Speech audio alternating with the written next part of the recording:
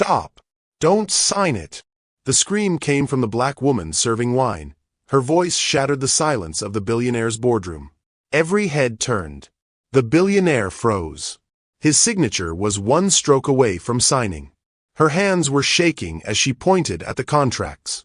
And the next words she uttered made the room explode. She reached into her apron and pulled out a manila folder. The billionaire's pen clattered to the table and $47 billion hung in the balance. Welcome back to Eva's Stories. I have missed you all so much. Thank you for sticking around with me. I truly appreciate your love and support. If you are enjoying this story, don't forget to hit that subscribe button, like the video and comment where you are watching from. Your support helps us bring more powerful stories. And trust me, you won't want to miss them. Now, let's continue. The alarm screamed at 4:30 a.m. in the penthouse suite overlooking Central Park. Jonathan Cross rolled over in his king-sized bed, Egyptian cotton sheets tangled around his lean frame. At 45, his silver hair caught the early morning light streaming through the windows. His blue eyes, sharp as cut glass, focused immediately on the day ahead. Today would change everything. The merger with Pinnacle Industries, $47 billion, would make Cross Dynamics the largest tech conglomerate on the East Coast. He'd worked 15 years for this moment. Jonathan stepped into his marble bathroom, steam already rising from the automated shower. The mirror reflected a man who'd never known failure. His jaw was strong, his shoulders broad beneath the custom-fitted navy suit waiting in his walk-in closet. He'd come from nothing, a trailer park in rural Georgia, but nobody would ever know that now. Mr. Cross. His assistant's voice crackled through the intercom. The car will be ready in 20 minutes.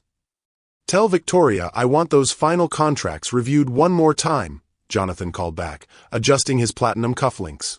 No mistakes today. The elevator descended 43 floors to the parking garage where his black Bentley waited. The city blurred past his tinted windows as they headed toward Le Bernardin, the exclusive French restaurant where the signing would take place. Jonathan's fingers drummed against his leather briefcase. Inside were contracts that would reshape his empire. His phone buzzed. Victoria Kane, his business partner and the woman who'd helped build Cross Dynamics from a startup into a billion-dollar corporation. Her text read, "All systems go. Pinnacle's CEO signed off this morning. We're about to be very, very rich." Jonathan smiled. He'd trusted Victoria's instincts for 8 years. She was ruthless, brilliant, and absolutely loyal. Together, they were unstoppable. 27 miles away in Queens, Denise Parker's alarm had been broken for 3 months. She relied on her 10-year-old son Tyler to wake her at 5 a.m. sharp. This morning was no different. "Mama, you got to get up." Tyler shook her shoulder gently. "Big day at the fancy restaurant, remember?" Denise opened her warm brown eyes, immediately alert despite only 4 hours of sleep. She'd worked a double shift yesterday, lunch at Romano's Deli, dinner at Giuseppe's Kitchen. Today meant catering an exclusive business lunch at Le Bernardin, Manhattan's most expensive restaurant. The pay would cover Tyler's school supplies and maybe, finally, the deposit for a better apartment. She pulled her natural curls back with a simple band and studied her reflection in the cracked bathroom mirror. At 32, exhaustion showed around her eyes, but her spine stayed straight. She'd learned long ago that dignity couldn't be taken, only given away. "You eating breakfast, baby?" she called to Tyler, pulling on her bright emerald uniform dress. The color looked beautiful against her dark skin, though she'd never admit caring about such things. "Cereal's fine, Mama." Tyler appeared in the doorway, backpack already slung over his shoulder. "You think today's gonna be different?" Denise paused, brushing invisible lint from her uniform. Tyler asked this question often, always hoping their circumstances might shift, that his mother's intelligence and hard work might finally pay off. She held an MBA from Columbia, earned on scholarships and student loans before Tyler was born. But life had other plans. "Every day's different, sweetheart. Question is whether we notice." She kissed his forehead and grabbed her purse, a worn leather bag that had seen better years. Inside, tucked between her wallet and Tyler's school emergency forms, was a manila folder she never discussed. Some secrets were too dangerous to share, even with a 10-year-old who already knew too much about grown-up struggles. The subway ride to Manhattan took 45 minutes. Denise used the time to review the catering schedule Margaret Thornton had given her yesterday. High-profile business lunch. Expensive wine. Important clients. The usual instructions. Be invisible. Be perfect. Don't make eye contact. She'd mastered the art of invisibility over the past 5 years, moving through expensive restaurants like a ghost in emerald green. Rich people rarely saw service staff as human beings, just functions to be performed. It was safer that way. Safer for everyone. But today felt different. The manila folder seemed heavier in her purse, and the knot in her stomach told her that sometimes being invisible wasn't enough. Le Bernardine's private dining room gleamed under crystal chandeliers. Margaret Thornton supervised the final preparations, her pearl necklace catching the light as she directed the staff with military precision. She'd built this restaurant's reputation on flawless service and absolute discretion. "Denise, you'll handle the wine service," Margaret announced as the catering staff assembled. "The Chateau Margaux 2000. Be careful. One bottle costs more than most people make in 6 months." Denise nodded, understanding the unspoken warning. She'd served expensive wine before, knew the weight of liquid gold in her hands. Her steady fingers had never failed her. The Cross Dynamics team arrived at 11:30 a.m. sharp. Jonathan entered first, his presence commanding the room without effort. Victoria Kane followed, her blonde hair pulled into a sleek twist, her red suit sharp enough to cut glass. Behind them came Bobby Coleman, a nervous junior lawyer clutching his briefcase like a lifeline. Denise watched from the service station, taking note of the dynamics. She'd learned to read people, their tensions, their secrets, their weaknesses. It was a survival skill acquired through necessity. Jonathan's laugh boomed across the room as he greeted the Pinnacle Industries representatives. "Gentlemen, today we make history."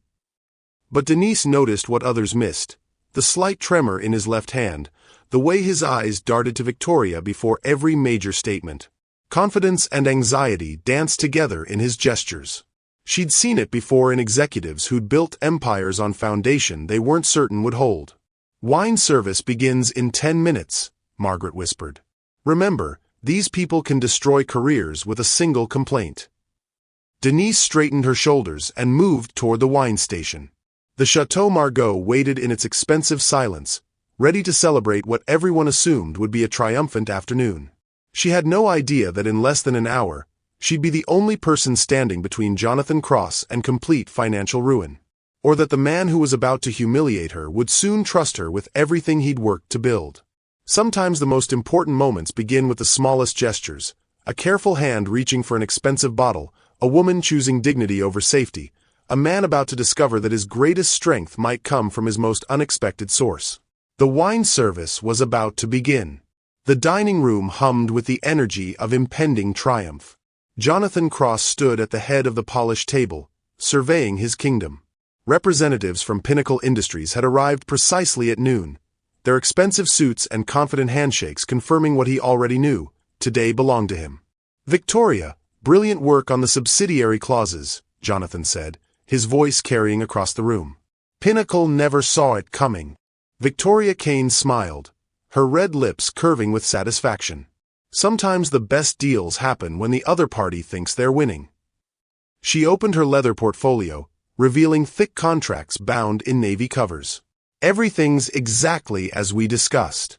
Sign these, and Cross Dynamics becomes the undisputed leader in tech acquisitions." Denise moved silently between the tables, checking water glasses and adjusting silverware. Her trained eyes catalogued every detail: Jonathan's relaxed posture, Victoria's predatory confidence, the Pinnacle executive's eager anticipation. But something felt wrong. The manila folder in her purse seemed to pulse with warning. "Ladies and gentlemen," Jonathan announced, raising his water glass, "to the future of American technology innovation." The toast echoed around the room. Denise retreated to the service station where Margaret Thornton waited with the wine selection. "The Chateau Margaux goes to Mr. Cross first," Margaret instructed, her voice barely above a whisper. "Then clockwise around the table. Standard pour, no flourishes." These people value substance over show. Denise lifted the bottle carefully.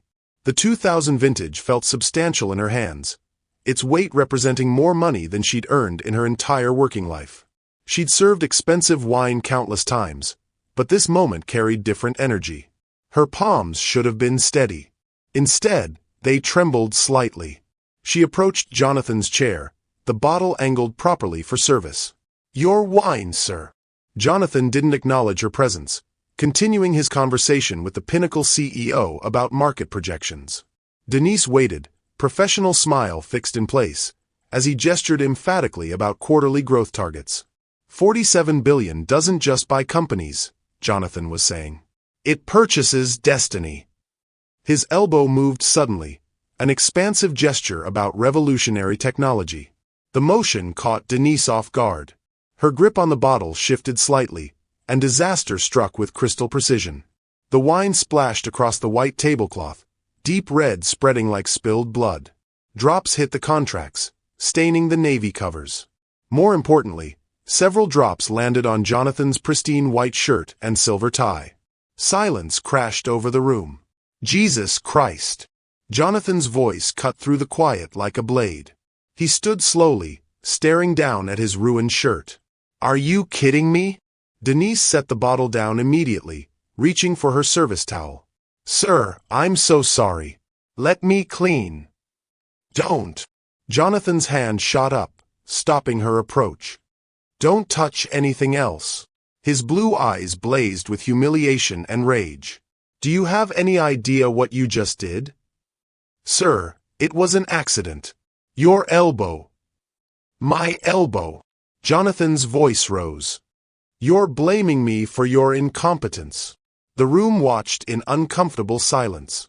Victoria Kane's lips pressed into a thin line. The Pinnacle executives exchanged glances, uncertainty replacing their earlier confidence. Jonathan stepped closer to Denise, his voice dropping to a harsh whisper that somehow carried to every corner of the room. "Do you know how much this wine costs? $24,000 a bottle. More than you make in an entire year, I'd bet. Hell, probably more than you've made in your entire worthless career." Denise felt the familiar burn of humiliation rise in her chest.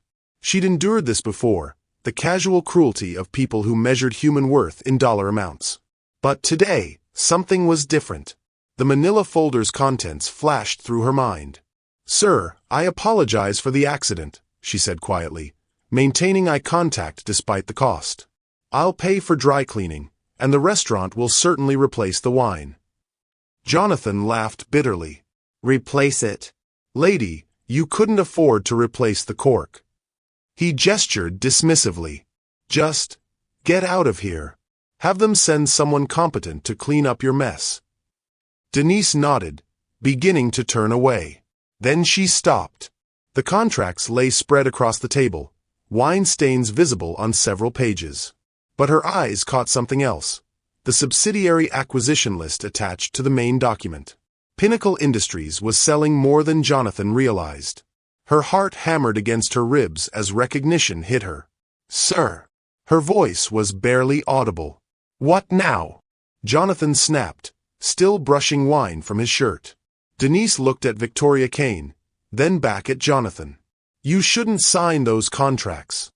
The room went dead quiet again, but this silence felt different. Dangerous.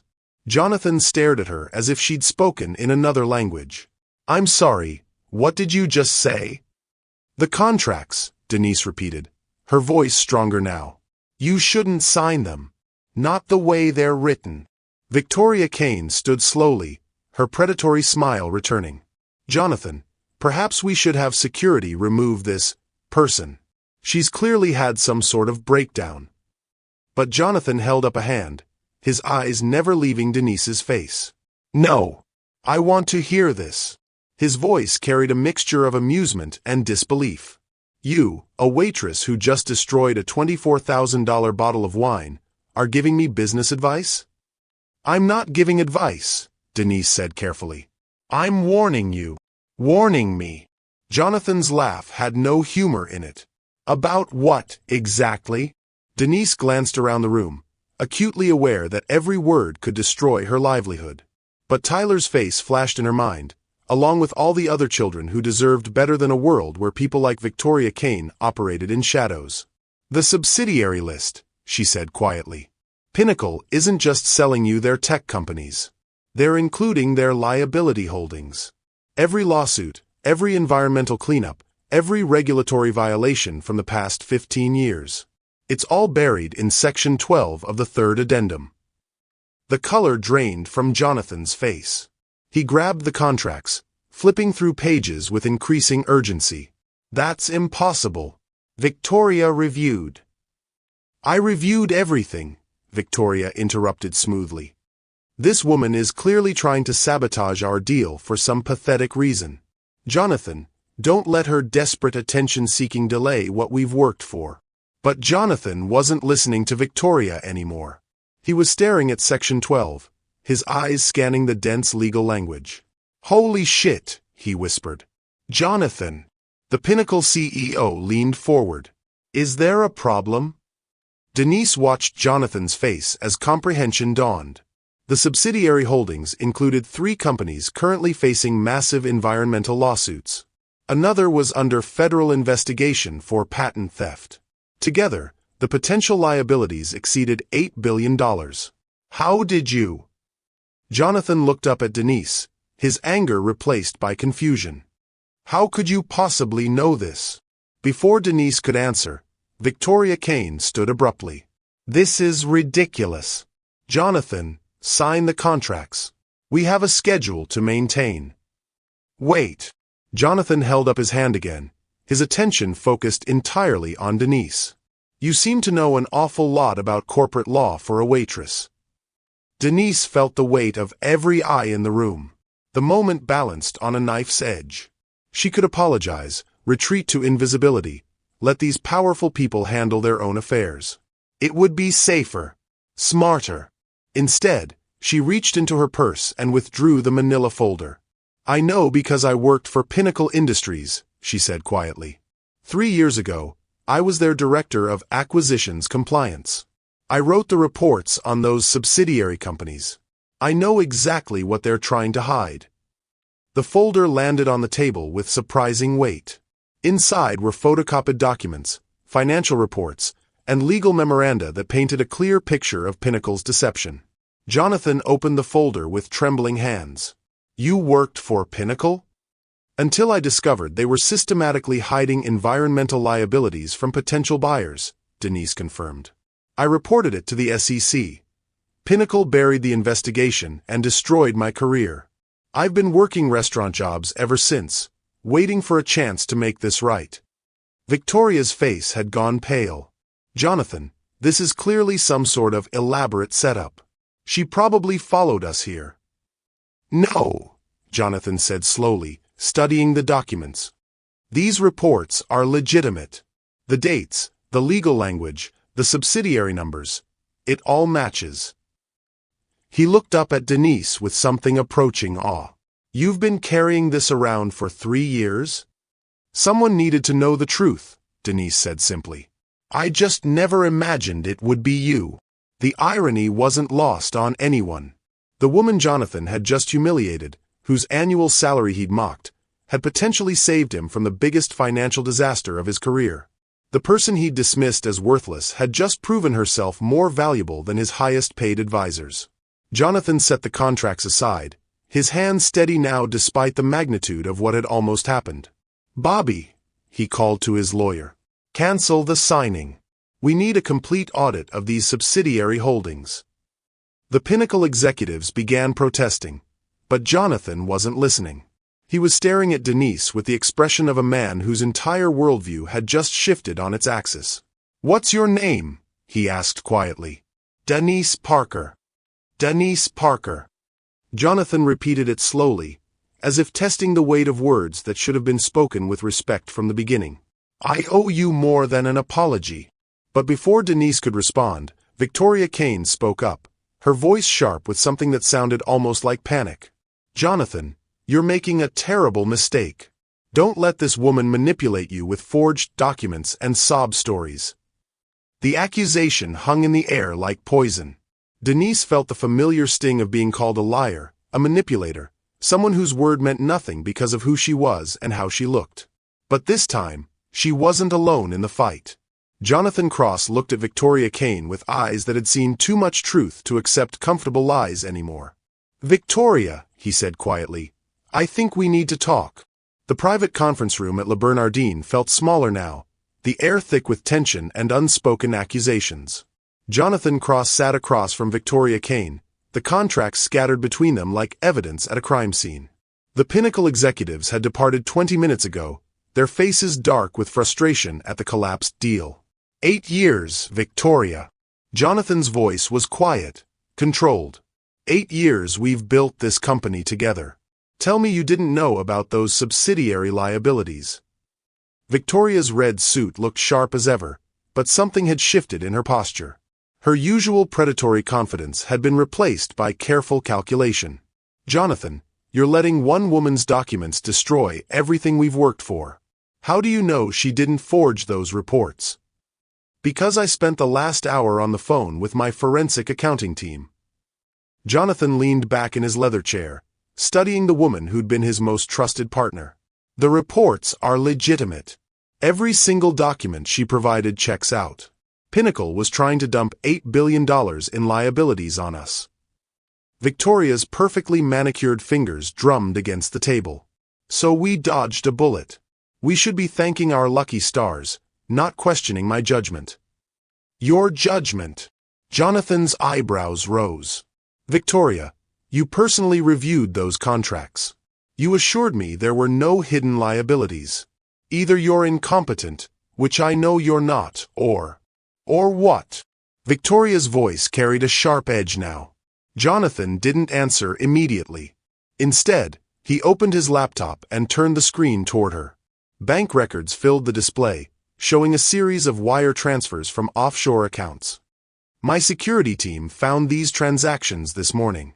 3 payments of $2 million each, deposited into accounts tied to your personal holding company. All from Pinnacle subsidiaries." The color drained from Victoria's face, but her expression remained defiant. "Those are consulting fees for preliminary merger work. Perfectly legal." "Consulting fees paid before we even announced our interest in acquiring Pinnacle?" Jonathan's voice hardened. "Consulting fees that coincidentally matched the exact amount Pinnacle would have saved by not disclosing their liability issues?" Victoria stood abruptly, her chair scraping against the hardwood floor. "I don't have to listen to these paranoid accusations. You're choosing to believe some desperate waitress over your own business partner." "Her name is Denise Parker," Jonathan said quietly. "And she just saved me from the biggest mistake of my career. Something my most trusted advisor was apparently trying to help me make." The words hung between them like a blade. Victoria's mask finally slipped, revealing something cold and calculating beneath her professional exterior. "You want to know the truth?" Victoria's laugh held no warmth. "Fine. Yes, Pinnacle approached me 6 months ago. They offered me a partnership in their new venture if I could facilitate this merger without full disclosure. But it wasn't about the money, Jonathan. It was about proving I could build." Jonathan felt something break inside his chest. "My shadow. Victoria, we were partners. Equals. Equals." Victoria's voice rose. "I did the work while you took the credit. I negotiated the deals while you played the charming CEO for the media. I built this company's reputation while everyone called it Jonathan Cross's empire." When was the last time anyone mentioned Victoria Kane in a business article about Cross Dynamics? The truth of her words stung because they carried weight. Jonathan had indeed become the public face of their company, the billionaire CEO who graced magazine covers and spoke at conferences. Victoria had always preferred working behind the scenes, but he'd never considered that she might resent the arrangement. "You could have talked to me," Jonathan said. "If you felt undervalued, underappreciated." "Talk to you." Victoria gathered her belongings, her movements sharp and decisive. "Like you talked to that waitress before humiliating her? Like you talked to any of the people you consider beneath your notice? You don't see people, Jonathan. You see functions. I was your function for 8 years, and the moment someone more useful appeared, you discarded me. Jonathan stood as well, his mind reeling. That's not. I didn't discard you. I'm trying to understand why you'd betray everything we built. Betray. Victoria paused at the door, her hand on the handle. I was trying to secure my future because I finally realized you'd never willingly share yours. The Pinnacle deal would have made us both richer than we ever imagined. The liabilities would have been manageable with proper legal strategy. $8 billion in environmental cleanup and patent lawsuits is not manageable, Victoria. It would have destroyed us. Victoria shrugged. Maybe. Or maybe we would have found a way to make it work. We'll never know now, thanks to your new advisor. She left without another word, the door closing with a soft click that somehow sounded final. Jonathan stood alone in the conference room, surrounded by the wreckage of his professional relationship and the documents that had saved his financial life. His phone buzzed. A text from his head of security. Victoria Kane cleared out her office. Security footage shows her removing several boxes of files. Should we pursue? Jonathan stared at the message for a long moment before typing back. Let her go. Change all access codes and passwords immediately. Meanwhile, 20 floors below in the restaurant's staff break room, Denise Parker sat on a plastic chair, staring at her hands. The adrenaline had finally worn off, leaving her exhausted and uncertain about what would happen next. Margaret Thornton appeared in the doorway, her expression unreadable. Denise. Mr. Cross is asking to speak with you. Denise's stomach clenched. Am I fired? Honestly? I have no idea what's happening upstairs. Margaret's voice was gentler than usual, but he specifically requested that you join him in the conference room. Alone. The elevator ride to the private dining floor felt eternal. Denise's reflection in the polished metal doors showed a woman who looked older than her 32 years, worn down by 3 years of restaurant work and the constant weight of carrying dangerous knowledge. The conference room door stood open. Jonathan Cross sat at the far end of the table, his silver hair disheveled, his expensive tie loosened. He looked up when she entered, and she was surprised to see something vulnerable in his sharp blue eyes. Please, sit down. Jonathan gestured to a chair across from him. I owe you more than an apology. Denise remained standing. If this is about the wine, I already said I'd pay for it. It's not about the wine. Jonathan ran a hand through his hair. It's about everything else. The way I spoke to you, the assumptions I made, He paused, searching for words. The casual cruelty. There's no excuse for it. People like you don't usually apologize to people like me. Jonathan flinched at the truth in her statement. What kind of person am I, exactly? Denise studied his face, looking for signs of manipulation or false contrition. Instead, she saw genuine confusion, as if he was discovering uncomfortable truths about himself. You're someone who measures human worth by bank account balances, she said quietly. Someone who thinks service workers are invisible until they spill wine on your shirt. Someone who built an empire but forgot the cost. And what's the cost? Your humanity. Denise's voice was steady, matter of fact. You can't treat people like disposable objects for years without losing pieces of your soul. I've seen it happen to executives before. The money becomes everything, and everything else becomes nothing. Jonathan was quiet for a long moment. Victoria said something similar. She said I don't see people, just functions. She's not wrong. Denise finally sat down, her emerald uniform bright against the dark leather chair. But she's also not blameless. Taking bribes to hide corporate fraud isn't fighting for recognition. It's just greed with better justification. You heard our conversation? Sound travels in buildings like this. Denise folded her hands in her lap. She was using you, Mr. Cross. But you were using her too. The question is what you do now that you know. Jonathan leaned forward, his elbows on the table. What would you do? The question surprised her. Me. You. The woman who carried evidence of corporate fraud for 3 years, waiting for the right moment to act. The woman who risked her job to warn a stranger about financial disaster. What would you do if you were me?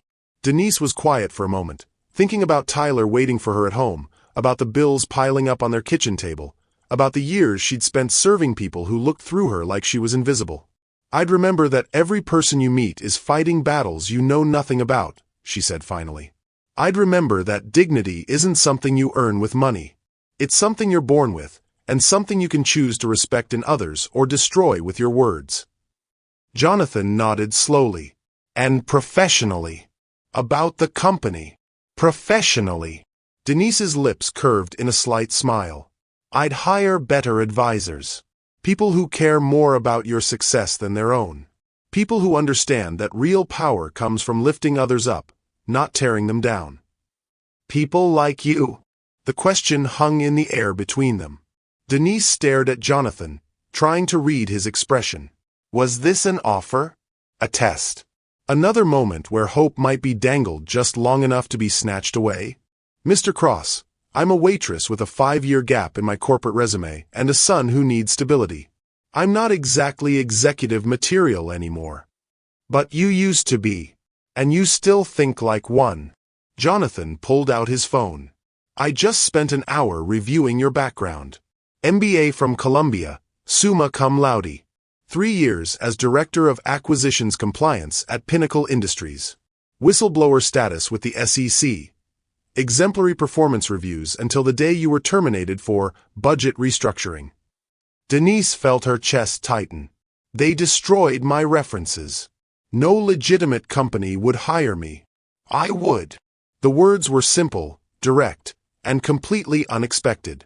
Denise stared at Jonathan, searching for the catch, the condition, the inevitable disappointment that had followed every other moment of hope in her adult life.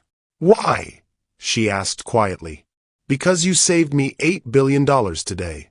Because you told me the truth when it would have been easier to stay silent. Because. Jonathan paused, his voice becoming softer. Because I need someone who sees me as a person, not just a bank account. Someone who isn't afraid to tell me when I'm making a mistake.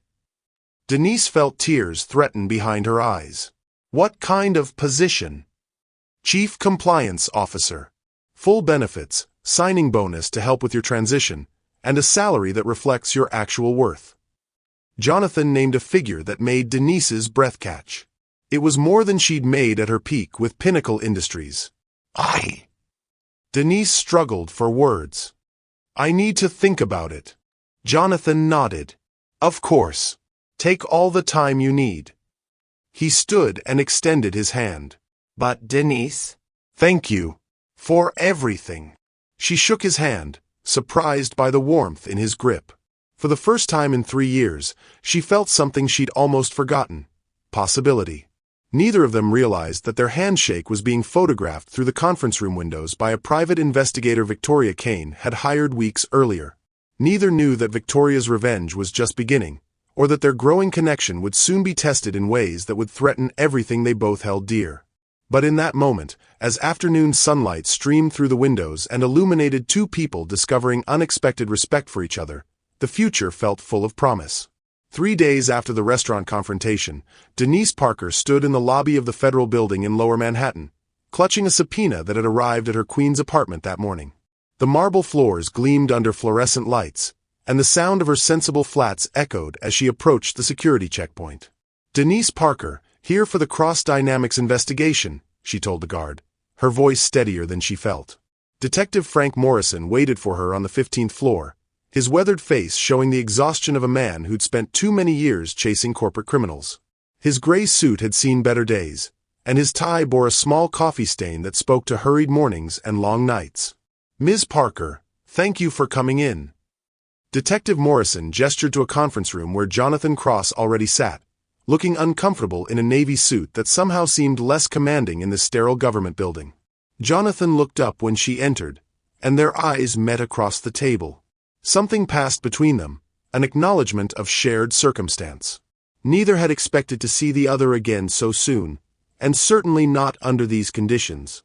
Please have a seat, Detective Morrison said, settling into his chair with a stack of files. As I explained over the phone, We're investigating potential securities fraud related to the Pinnacle Industries merger attempt. Both of your statements are crucial to our case." Denise sat across from Jonathan, acutely aware of the distance between them and the federal agents positioned around the room. This wasn't the elegant restaurant where she'd served wine and he'd wielded power. Here, they were both simply witnesses to potential crimes. "Let's start with you, Ms. Parker," Detective Morrison continued. "You worked for Pinnacle Industries from 2019 to 2021. During that time, you discovered systematic concealment of environmental liabilities. Walk me through what you found." For the next hour, Denise detailed her discoveries at Pinnacle Industries. She explained how subsidiary companies were used to hide toxic waste cleanup costs, how patent lawsuits were buried in shell corporations, how regulatory violations were systematically concealed from potential merger partners. Jonathan listened intently, occasionally asking clarifying questions that revealed his sharp business acumen. Denise found herself appreciating his intelligence, the way he grasped complex financial structures without lengthy explanations. "Mr. Cross," Detective Morrison turned his attention to Jonathan. "You nearly signed contracts that would have transferred $8 billion in hidden liabilities to your company. Ms. Parker's intervention saved you from what would have been catastrophic financial exposure. But we need to understand Victoria Kane's role in this arrangement." Jonathan's jaw tightened at Victoria's name. "Victoria reviewed those contracts personally. She assured me there were no hidden liabilities. I trusted her judgment completely. And now you believe she was compromised?" "I know she was compromised." Jonathan pulled out his phone, showing Detective Morrison bank records his forensic accountants had uncovered. $6 million in payments from Pinnacle subsidiaries over the past 8 months, all routed through offshore accounts tied to Victoria's personal holdings. Detective Morrison studied the records carefully. This suggests coordination between Ms. Kane and Pinnacle Industries to facilitate a fraudulent merger. Did Ms. Kane have access to the due diligence materials? "She controlled the entire review process," Jonathan confirmed. "I relied on her completely." "Which brings us to our problem," Detective Morrison said, leaning back in his chair. "Victoria Kane has disappeared. Her apartment is empty, her phone disconnected, her passport flagged but unused. She's gone to ground, and with her went crucial evidence we need to build our case against Pinnacle Industries." Denise felt a chill run through her. What kind of evidence? The original contracts she reviewed, her correspondence with Pinnacle executives, financial records that could prove deliberate concealment rather than mere oversight. Detective Morrison spread photos across the table showing Victoria's empty office, cleaned-out filing cabinets, blank computer hard drives. She was thorough. Jonathan stared at the photos, his face pale. "She took everything." "Not everything," Detective Morrison said. "We have Ms. Parker's documents, which prove the liabilities existed and were systematically hidden. We have your bank records showing the attempted fraud. But we need more to make charges stick against the broader conspiracy." "What are you asking us to do?" Denise asked, though she suspected she already knew the answer. "We need you to work together," Detective Morrison said simply. "Ms. Parker, your knowledge of Pinnacle's internal structure is invaluable. Mr. Cross, your business connections and resources could help us trace the money trail. Both of you have reasons to want Victoria Kane brought to justice." Jonathan and Denise exchanged glances across the table. The irony wasn't lost on either of them. 3 days ago, he'd humiliated her over spilled wine. Now they were being asked to collaborate in bringing down the woman who'd betrayed them both. "How long would this take?" Denise asked. "Weeks, possibly months," Detective Morrison admitted. "White-collar investigations move slowly. We need to build an airtight case that can survive the kind of legal challenges Pinnacle's lawyers will mount." "And in the meantime?" Jonathan asked. "In the meantime, you'll be working closely together, reviewing financial records, reconstructing the timeline of the conspiracy, potentially traveling to interview witnesses." Detective Morrison closed his files. "I understand this is an unusual request, but you're the only people who have both the expertise and the motivation to help us succeed." After Detective Morrison left to consult with his supervisors, Jonathan and Denise found themselves alone in the conference room. The silence stretched between them, filled with unspoken questions and uncertain possibilities. "I never answered your job offer," Denise said quietly. Jonathan looked up from his phone, where he'd been reviewing messages from his remaining staff. "Given the circumstances, I assumed." "I want to accept," Denise interrupted. "But not like this. Not because we're forced to work together by federal investigators." "Then why?" Denise was quiet for a moment, choosing her words carefully. "Because 3 days ago, you showed me who you really are. The cruel, dismissive man who values people by their bank accounts. But then you also showed me who you could become. The man who apologized without making excuses, who offered opportunity without conditions." Jonathan set his phone aside, giving her his complete attention. "And which man do you think I am?" "I think you're both," Denise said honestly. "The question is which one you choose to be going forward." "What about you?" Jonathan asked. 3 days ago, you were a waitress carrying around evidence of corporate fraud. Today you're a federal witness working with billionaire CEOs. Which person are you? Denise smiled slightly. "I'm someone who's tired of being invisible.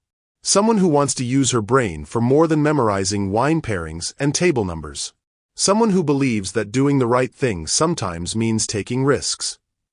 Even if those risks include working with someone who treated you terribly?" "Especially then," Denise said. "Because holding grudges is exhausting, and life's too short to waste on people who refuse to grow."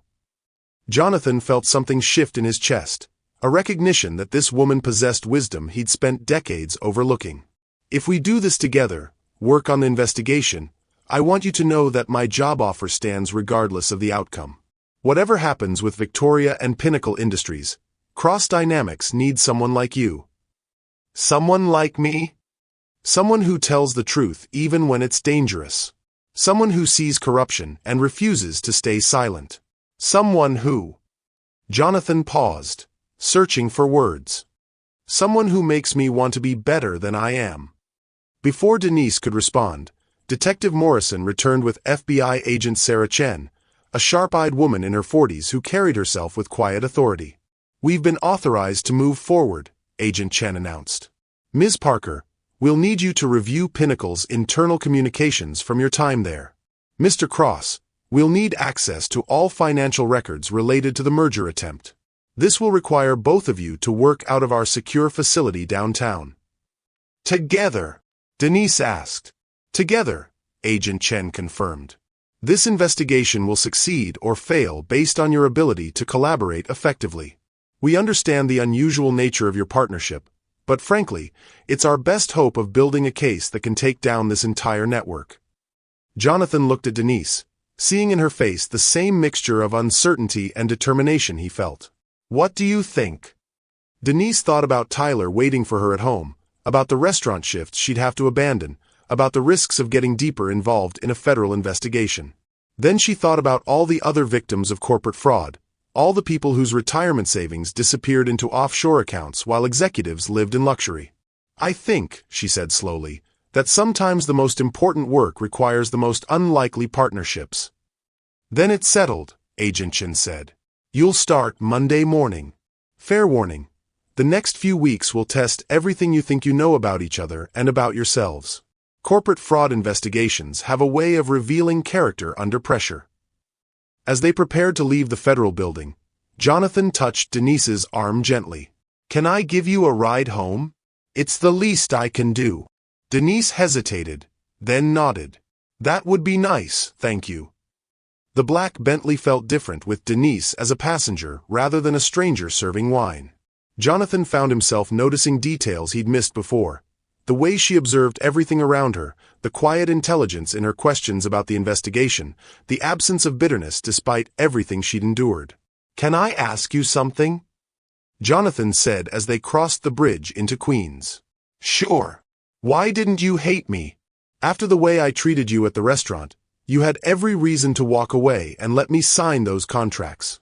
Why warn me?" Denise was quiet for so long that Jonathan wondered if she'd answer. Finally, she spoke. "Because Tyler is watching," she said simply. "My son. He's 10 years old, and he sees how people treat his mother. If I let cruelty turn me cruel, what am I teaching him about the world? If I let your prejudice make me bitter, then you win twice. Once when you hurt me, and again when I let that hurt change who I am. Jonathan felt something break open in his chest, a recognition of grace he'd never encountered in boardrooms or business deals. Your son is lucky to have you. I'm lucky to have him, Denise corrected. He reminds me every day that the world can be better than it is. We just have to choose to make it that way. As the Bentley pulled up to Denise's apartment building, Jonathan realized that the next few weeks would change them both in ways they couldn't yet imagine. They were no longer the billionaire CEO and the waitress from that disastrous lunch. They were partners now, bound together by circumstances and united by a shared purpose. Neither knew that Victoria Kane was watching from a rented car across the street, photographing their goodbye handshake and planning her next move in a game that had become deeply personal. Neither realized that their collaboration would soon be tested by threats they couldn't anticipate. But in that moment, as evening shadows fell across Queens and two unlikely allies prepared to fight corporate corruption together, the future felt full of possibilities neither had dared to imagine just days before.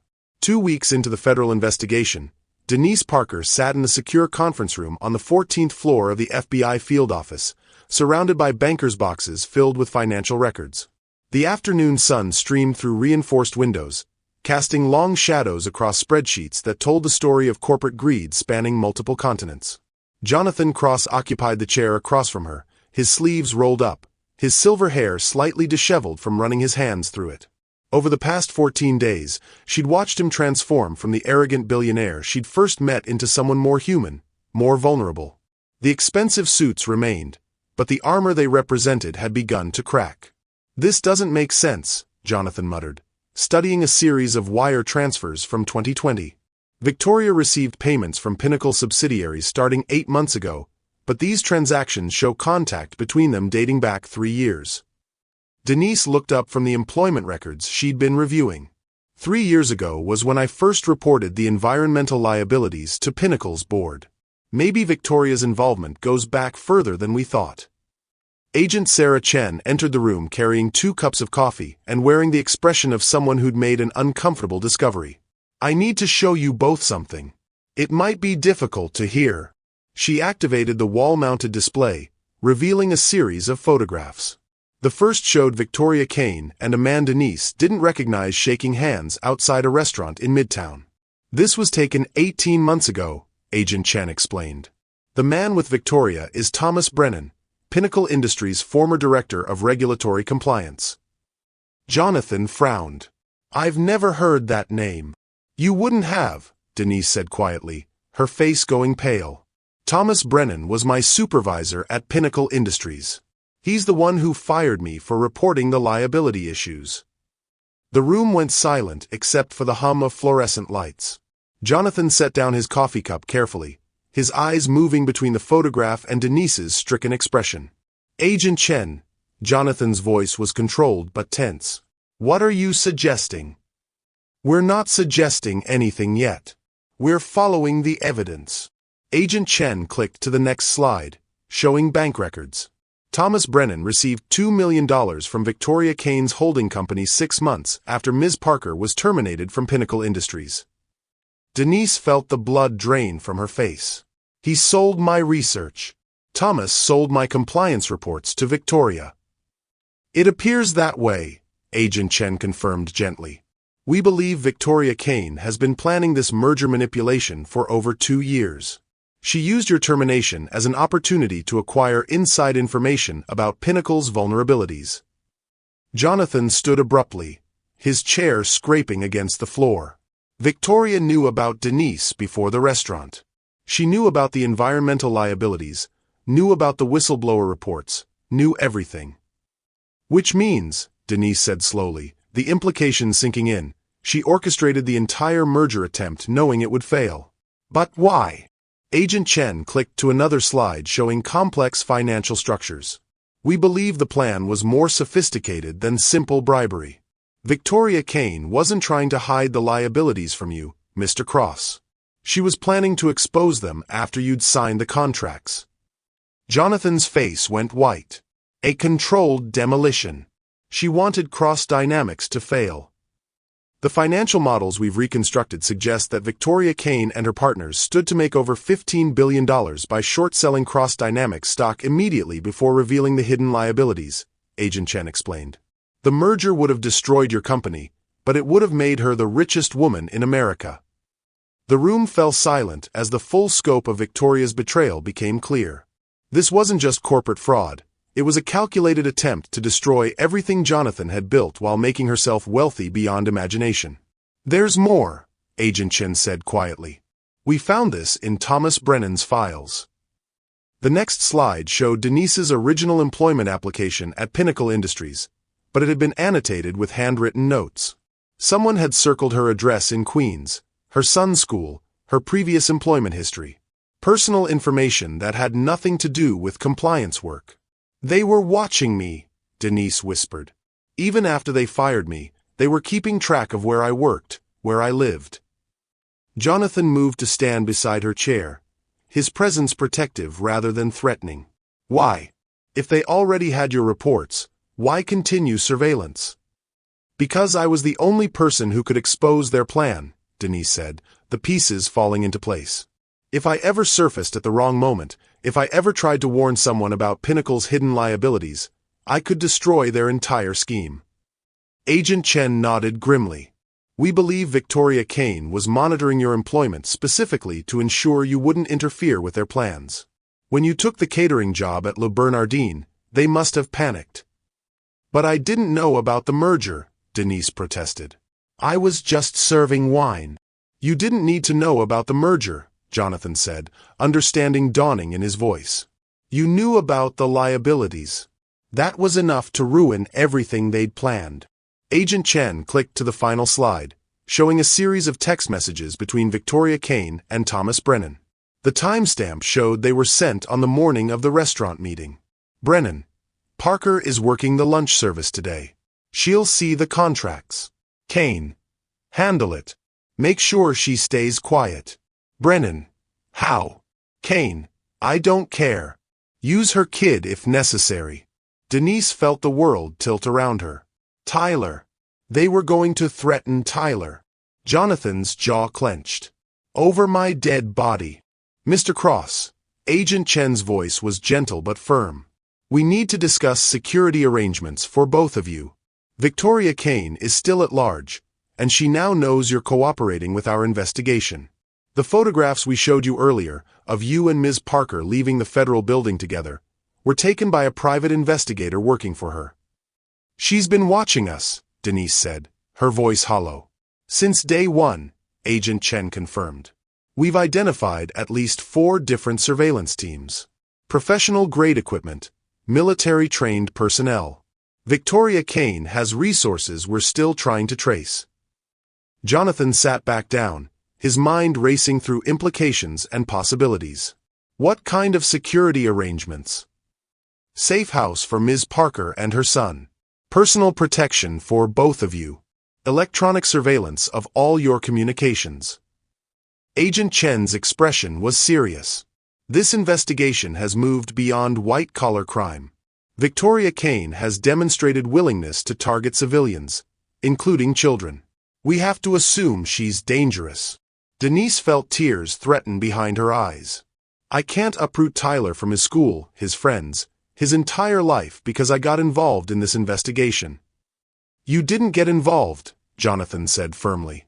You were targeted specifically because of your integrity. Because you refused to stay silent about corporate fraud 3 years ago. He's right, Agent Chen added. Ms. Parker, you've been a victim of this conspiracy from the beginning. The job termination, the destroyed references, the years of restaurant work while holding an MBA, it was all part of Victoria Kane's plan to neutralize you as a threat.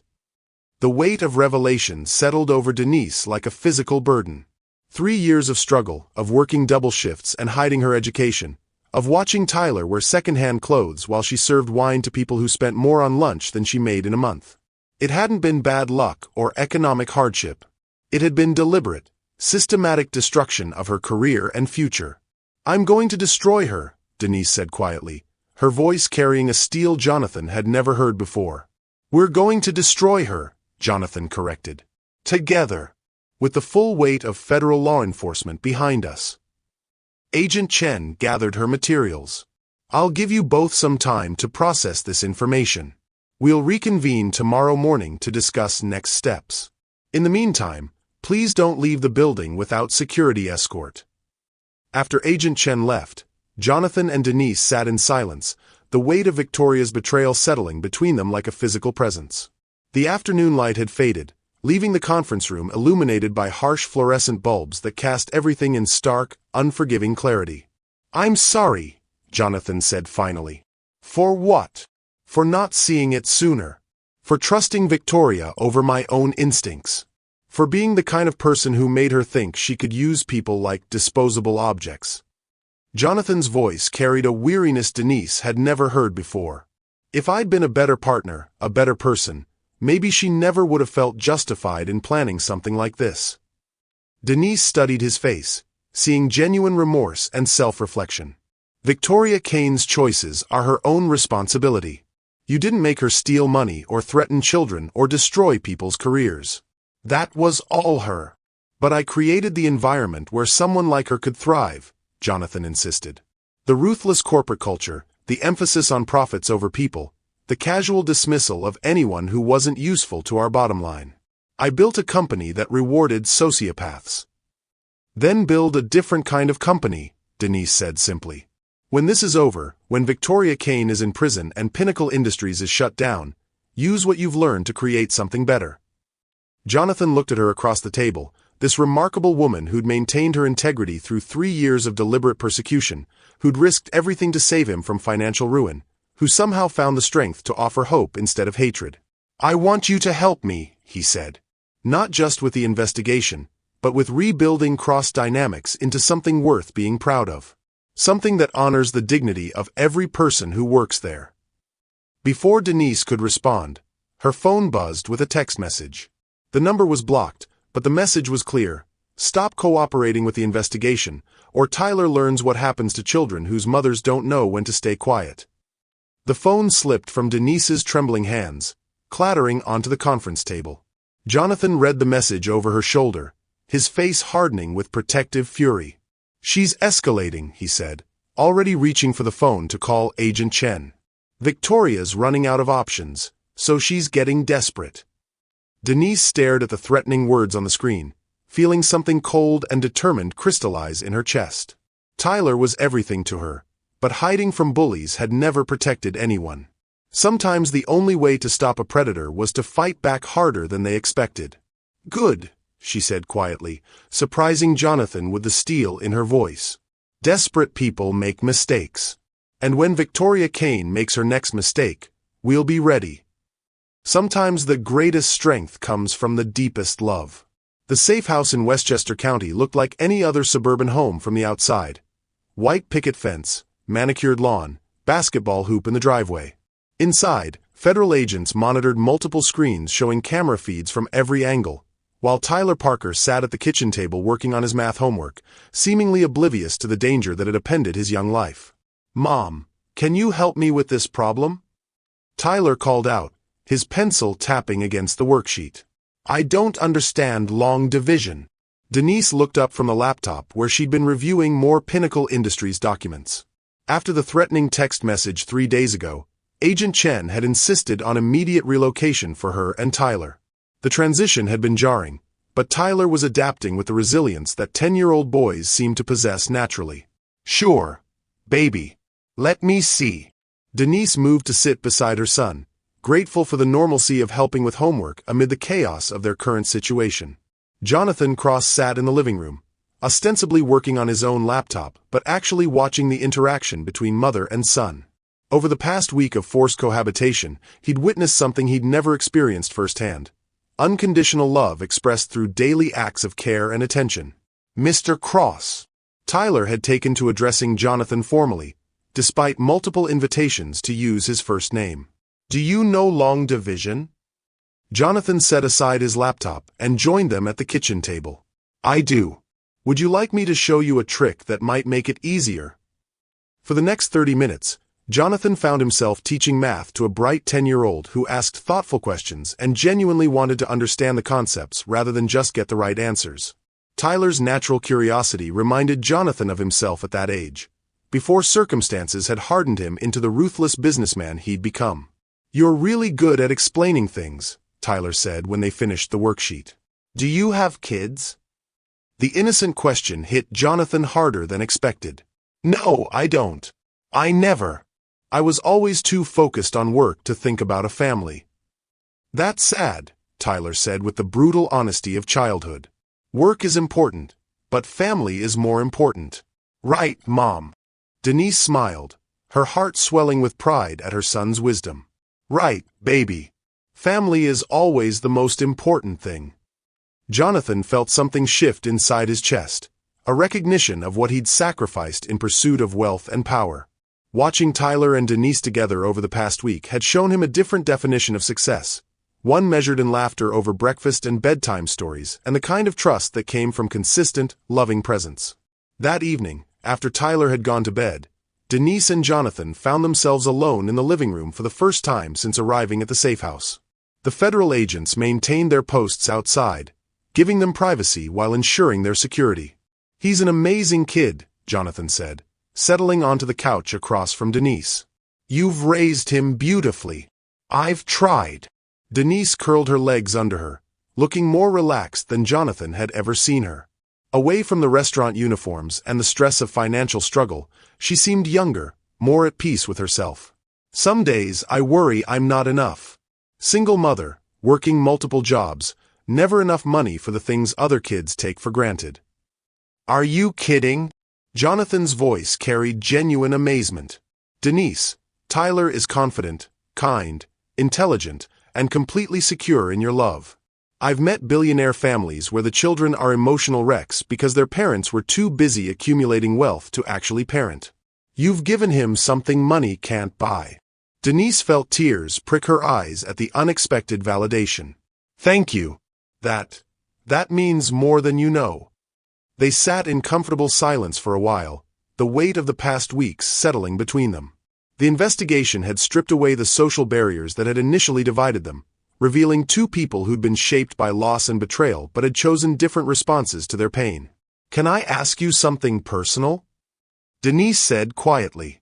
"Of course. What was your childhood like? Before the money, before cross dynamics. Who were you before you became someone who could casually dismiss people as worthless?" Jonathan was quiet for so long that Denise wondered if she'd overstepped.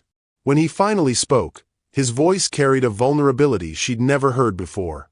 "I grew up in a trailer park outside Atlanta. My mother cleaned houses for wealthy families, and my father drank away whatever money she managed to earn." Jonathan's hands clasped tightly in his lap. "I was ashamed. Ashamed of where we lived, ashamed of my parents, ashamed of wearing second-hand clothes to school while other kids had everything new." Denise listened without judgment, recognizing the pain of childhood poverty in his words. "When I was Tyler's age, my mother took me with her to clean houses sometimes during school breaks. I'd see these massive homes, these families who never worried about electricity being shut off or whether there would be food for dinner." Jonathan's voice grew softer. "I swore I'd never be poor again. Never be invisible. Never be dismissed as unworthy by people who had more money than they knew what to do with." "So you became one of them," Denise said gently, without accusation. "I became worse than them," Jonathan admitted. "At least they were born into their privilege. I earned mine through pure ruthlessness, and somewhere along the way, I forgot where I came from. I forgot what it felt like to be looked through like I didn't exist." "Is that why you treated me so badly at the restaurant? Because I reminded you of who you used to be?" Jonathan met her eyes, seeing understanding rather than anger in her expression. "I think so. Seeing you in that uniform, serving people who didn't even acknowledge your humanity, it terrified me, because I realized I'd become exactly the kind of person I used to hate." Denise leaned forward, her voice gentle but firm. "You don't have to stay that person, Jonathan. People can change. You've already started changing." "Have I?" The man who humiliated me 3 weeks ago wouldn't be sitting here teaching my son math problems. He wouldn't care whether Tyler felt secure or loved. He wouldn't ask about my childhood or apologize without making excuses. Denise smiled softly. The man who treated me like I was invisible is disappearing, and someone better is taking his place. Jonathan felt something warm unfold in his chest, a sensation he'd almost forgotten existed. You see good in me that I'm not sure is really there. It's there, Denise said with certainty. I've been watching you with Tyler, with the FBI agents, even with the housekeeping staff here. You say, please, and thank you. You remember people's names. You ask about their families. That's not something you can fake. Maybe I'm just trying to impress you, Jonathan said, attempting lightness but revealing more truth than intended. Denise felt her heart skip slightly. Why would you want to impress me? The question hung between them, loaded with possibilities neither had dared to acknowledge. Jonathan looked at this remarkable woman who'd maintained her integrity through years of deliberate persecution, who'd risked everything to save him from financial ruin, who somehow found the strength to offer grace instead of vengeance. Because, Jonathan said quietly, you're the strongest person I've ever met. Because you raised an incredible son while fighting battles I can't even imagine. Because you chose to warn me about those contracts even after I'd treated you cruelly. Because. He paused, searching for courage. Because I'm falling in love with you. The words settled into the quiet room like a prayer. Denise felt her breath catch, her heart hammering against her ribs.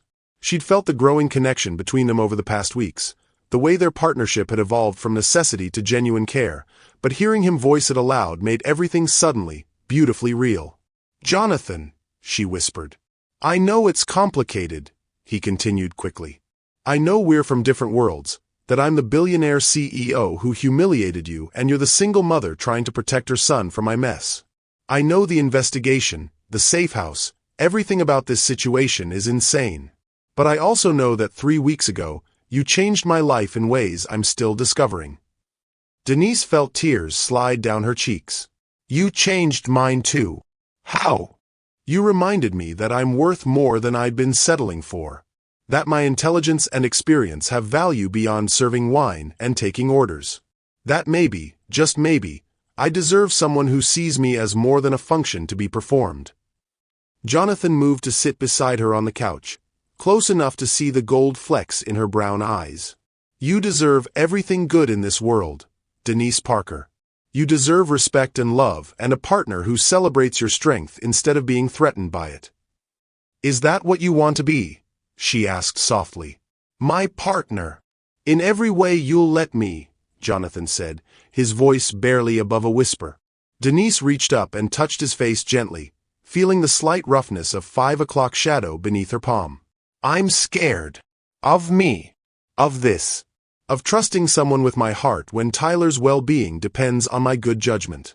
Of believing that someone like you could really love someone like me. Someone like you, Jonathan said, covering her hand with his, is exactly who I want to love.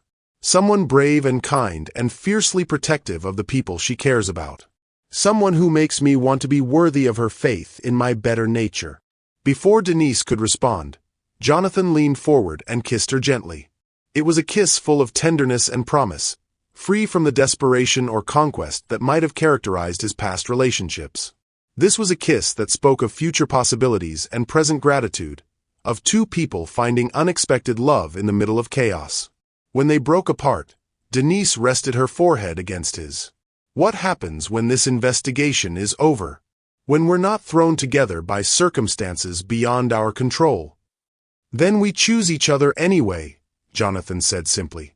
Not because we have to, but because we want to.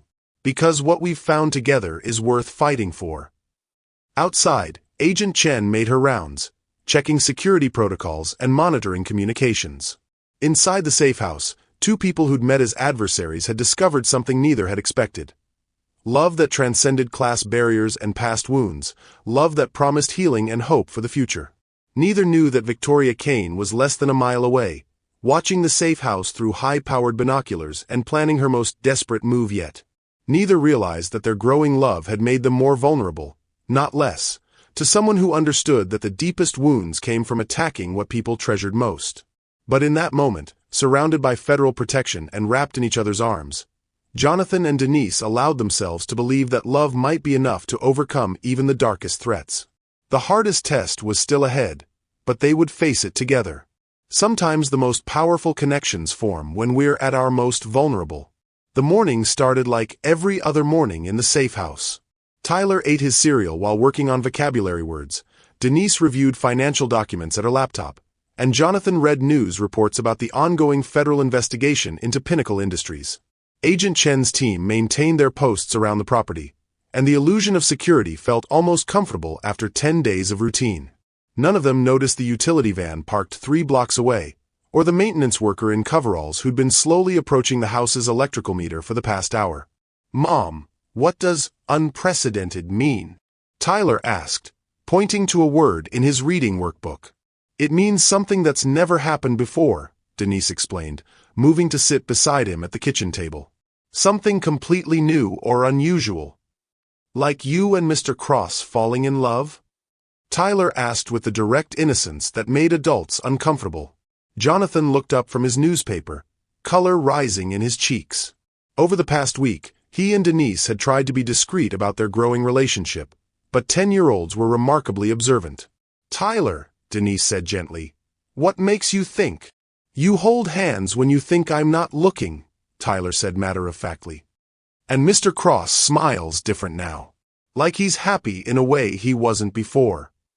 Jonathan set down his coffee cup, studying the boy who'd become so important to him in such a short time. "Would that bother you, Tyler?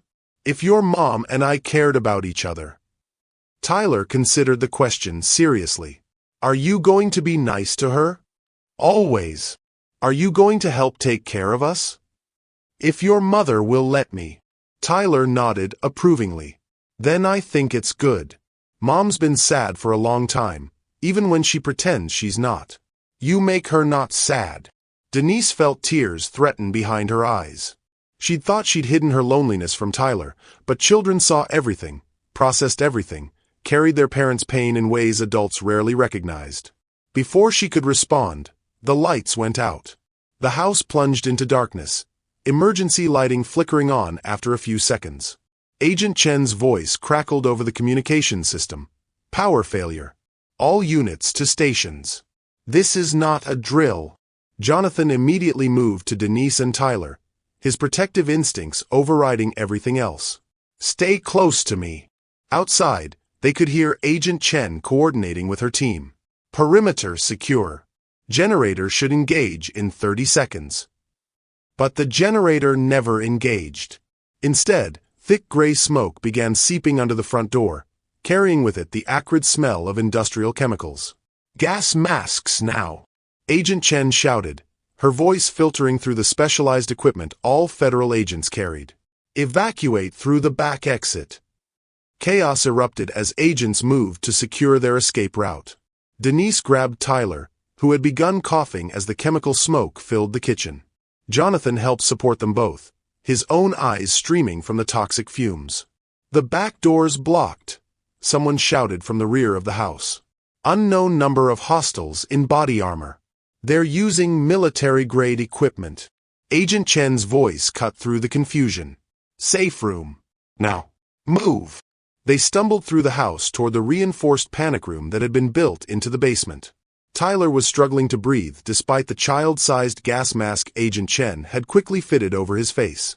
Denise's maternal instincts overrode everything else as she focused solely on getting her son to safety.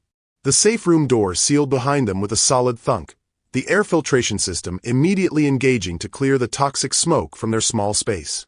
Emergency lighting cast everything in harsh red shadows as Agent Chen worked to establish communication with the outside world. "Base, this is Safe House Alpha. We are under coordinated assault. Unknown number of hostiles using chemical weapons and military-grade equipment. Request immediate backup." The radio crackled with static before a familiar voice came through the speakers. Victoria Kane's words were distorted by electronic modulation, but her tone was unmistakably cold and determined. "Hello, Jonathan. Hello, Denise. I hope you're comfortable in your little bunker. Agent Chen grabbed the radio. "This is Agent Chen, Federal Bureau of Investigation. You are committing multiple federal felonies. Surrender immediately." Victoria's electronically altered laugh echoed through the safe room. "Agent Chen, always so by the book. I'm afraid surrender isn't part of my plan today." Jonathan took the radio from Agent Chen, his voice tight with controlled fury. "Victoria, whatever you think you're doing, it ends now. Let Tyler go. He's just a child." "Oh." Jonathan. Still trying to play the hero. Still convinced you can control outcomes through sheer force of will. Victoria's voice carried a coldness that sent chills through everyone in the bunker. "But you can't control this. None of you can. What do you want?" Denise demanded, pulling Tyler closer against her chest. "What I've always wanted. Justice. Revenge. The satisfaction of watching everything you both care about burn to the ground." Victoria's voice dropped to barely above a whisper. "You cost me $15 billion, Denise. You destroyed 8 years of careful planning. You turned Jonathan against me. So now, you get to watch your son pay the price." The radio went silent except for static. Agent Chen immediately began working to establish contact with backup units, but the chemical attack had disrupted communications across the entire area. "She's jamming our signals," Agent Chen said grimly. "Standard protocol in this situation is to remain in the safe room until backup arrives. This bunker can withstand almost anything." "Almost anything?" Jonathan's voice was sharp. "The air filtration system is powered by the main electrical grid. If they cut power to the entire neighborhood..." As if summoned by her words, the emergency lighting flickered. Tyler whimpered against his mother's chest, his small body shaking with fear and residual effects from the chemical exposure. Denise felt something break apart inside her chest. The love she'd found with Jonathan, the hope she'd allowed herself to feel, the dream of a different life for Tyler, it was all crumbling around her in this red-lit bunker while a madwoman played games with their lives. "This is my fault," Jonathan said, his voice hollow. "I created Victoria Kane. I rewarded her ruthlessness, encouraged her ambition, never saw the monster I was helping to build. And now Tyler is paying for my blindness." "Don't," Denise said sharply. "Don't you dare blame yourself for her choices. Victoria Kane chose to steal money, chose to threaten children, chose to become a terrorist. That's on her, not you." "But I..." "You what? You trusted your business partner? You believed someone you'd worked with for 8 years. Denise's voice was fierce despite their circumstances. "Jonathan, you didn't make Victoria into a sociopath. You just failed to recognize that she already was one." Tyler looked up at both of them, his young face serious despite the gas mask. "Are we going to die?" The question cut through everything else, reducing their situation to its most basic elements. A child asking if the adults who loved him could keep him safe from forces beyond anyone's control. "No," Jonathan said firmly, kneeling down to Tyler's eye level. "No, we are not going to die." Victoria Kane underestimated something very important. "What?" "How far people will go to protect someone they love." Jonathan looked at Denise, seeing his own determination reflected in her eyes. "Your mother and I won't let anything happen to you. I promise." Agent Chen's radio crackled back to life. Victoria's distorted voice filled the bunker again. "I'm going to give you a choice, Jonathan. A very simple choice. You can stay in your little bunker and watch it become Tyler's tomb when the air filtration system fails in approximately 20 minutes. Or you can come outside, alone, and we can settle this properly." "It's a trap," Agent Chen said immediately. "Standard terrorist protocol. They isolate the primary target to eliminate federal protection." Jonathan was already moving toward the bunker door. "Maybe. But I won't let Tyler suffocate because Victoria Kane wants revenge against me." "Jonathan, no." Denise grabbed his arm. "You can't trust her. The moment you leave this bunker, she'll kill you and then come after Tyler anyway." "Maybe," Jonathan admitted. "Or maybe she'll honor whatever twisted code she's operating under. But I know one thing for certain. If I stay here and Tyler dies because our air ran out, I'll never forgive myself. Tyler pulled off his gas mask, his voice small but clear. Mr. Cross? If you go out there, will the bad lady leave my mom alone? The innocent question struck everyone silent. Even Agent Chen, trained to handle hostage situations, seemed stunned by the child's instinctive understanding of the sacrifice being contemplated. That's the idea, buddy, Jonathan said gently. Victoria Kane is angry at me, not at you or your mom. If I face her, she might leave you both alone. But what if she hurts you? Jonathan felt his throat tighten. In less than 3 weeks, this remarkable child had become more important to him than his billion-dollar empire, more precious than any acquisition or financial victory he'd ever achieved. Then you take care of your mom for me, okay? You keep being brave and smart and kind, and you remember that someone loved you both enough to try. Denise was crying now, tears streaming down her face as she watched the man she loved prepare to sacrifice himself for her son. Jonathan, please. There has to be another way. If there is, I can't see it. Jonathan cupped her face in his hands, memorizing her features. Denise, you changed my life. You made me remember what it means to be human. Whatever happens out there, I want you to know that loving you and Tyler has been the most important thing I've ever done. He kissed her gently, tasting salt from her tears. When they broke apart, his blue eyes held a peace she'd never seen before.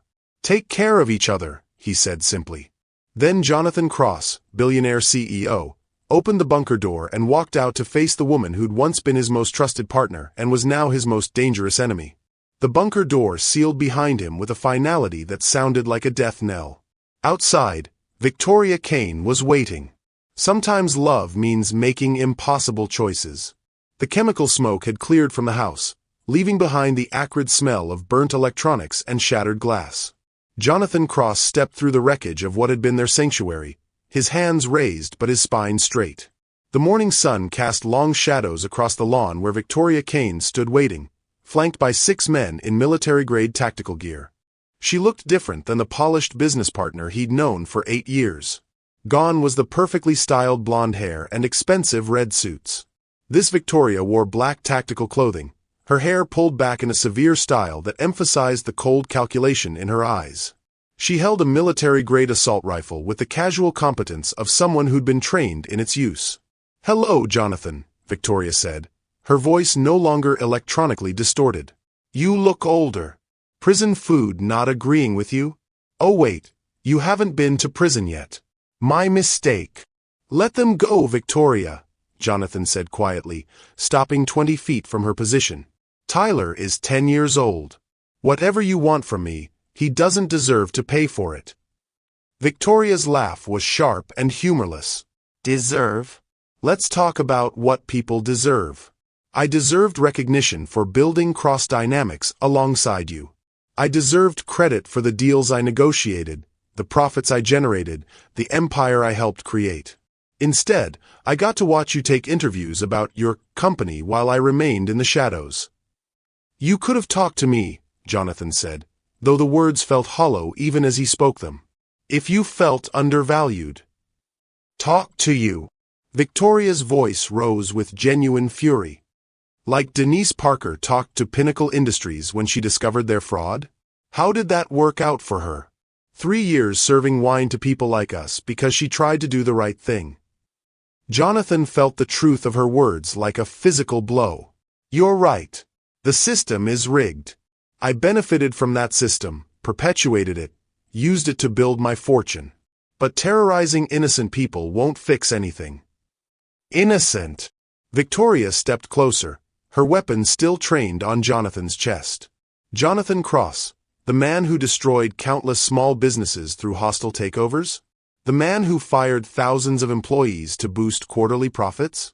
The man who looked at a hard-working woman and saw only a servant whose annual salary couldn't buy his wine?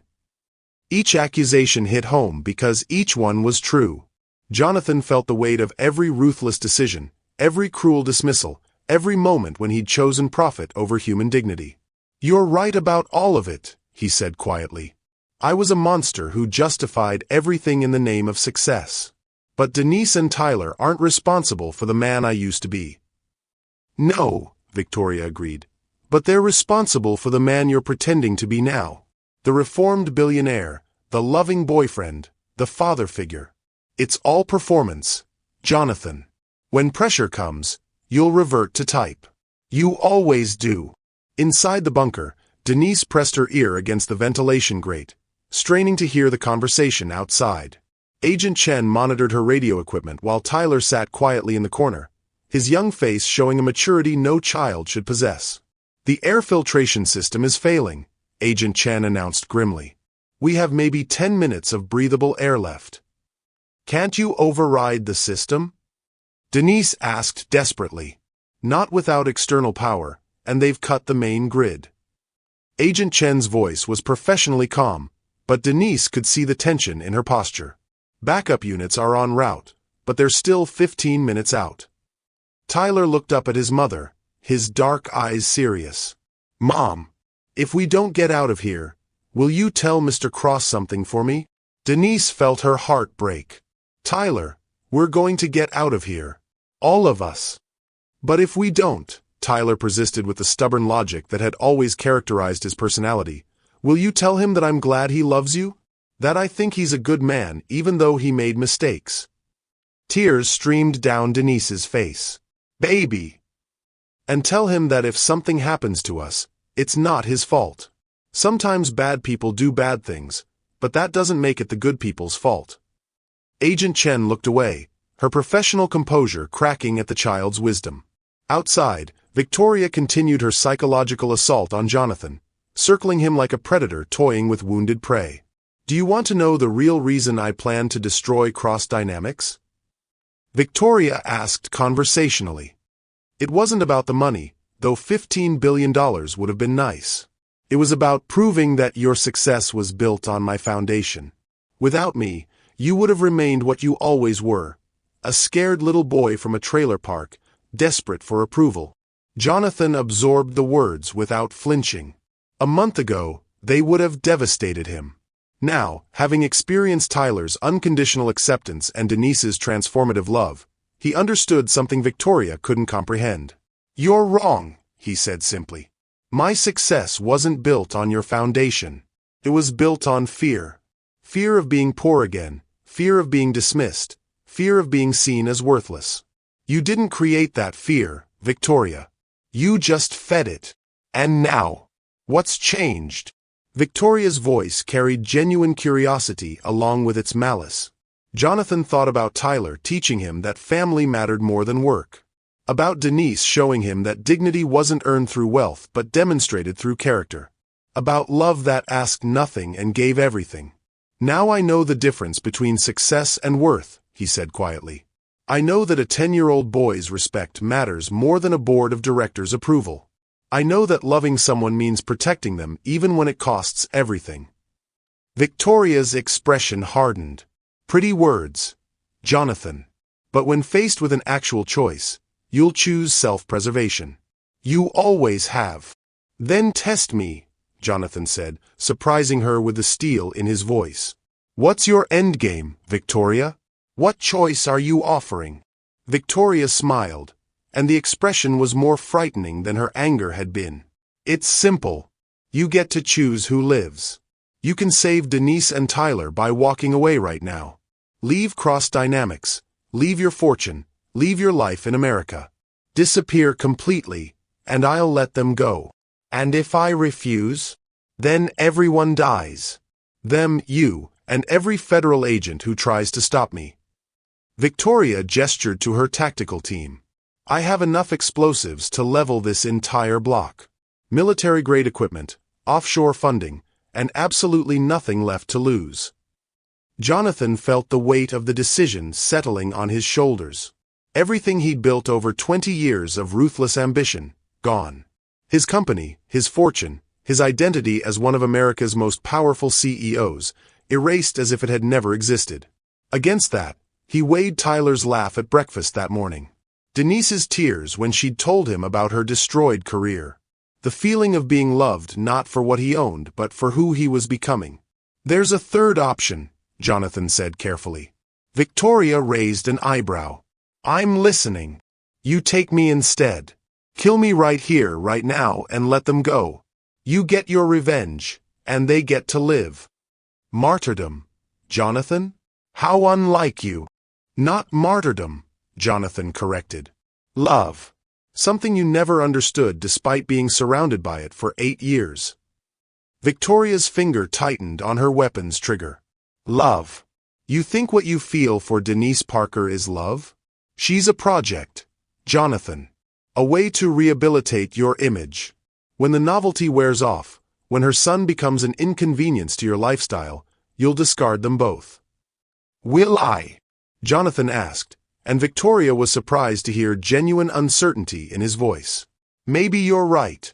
Maybe I'm incapable of the kind of selfless love Tyler deserves from a father figure. Maybe I'm too damaged by years of treating people as disposable resources. Victoria nodded, sensing victory. Exactly. So why die for something that won't last? Because, Jonathan said, his voice gaining strength, even if I fail them eventually, even if I revert to the selfish bastard I used to be, Tyler and Denise deserve the chance to find out. They deserve to live their lives without paying for my sins or yours. Something flickered across Victoria's face, an emotion too quick to identify. You're really willing to die for them? Yes. Even though you've known them for less than a month? Especially because of that, Jonathan said. In 3 weeks, they changed me more than 8 years with you did.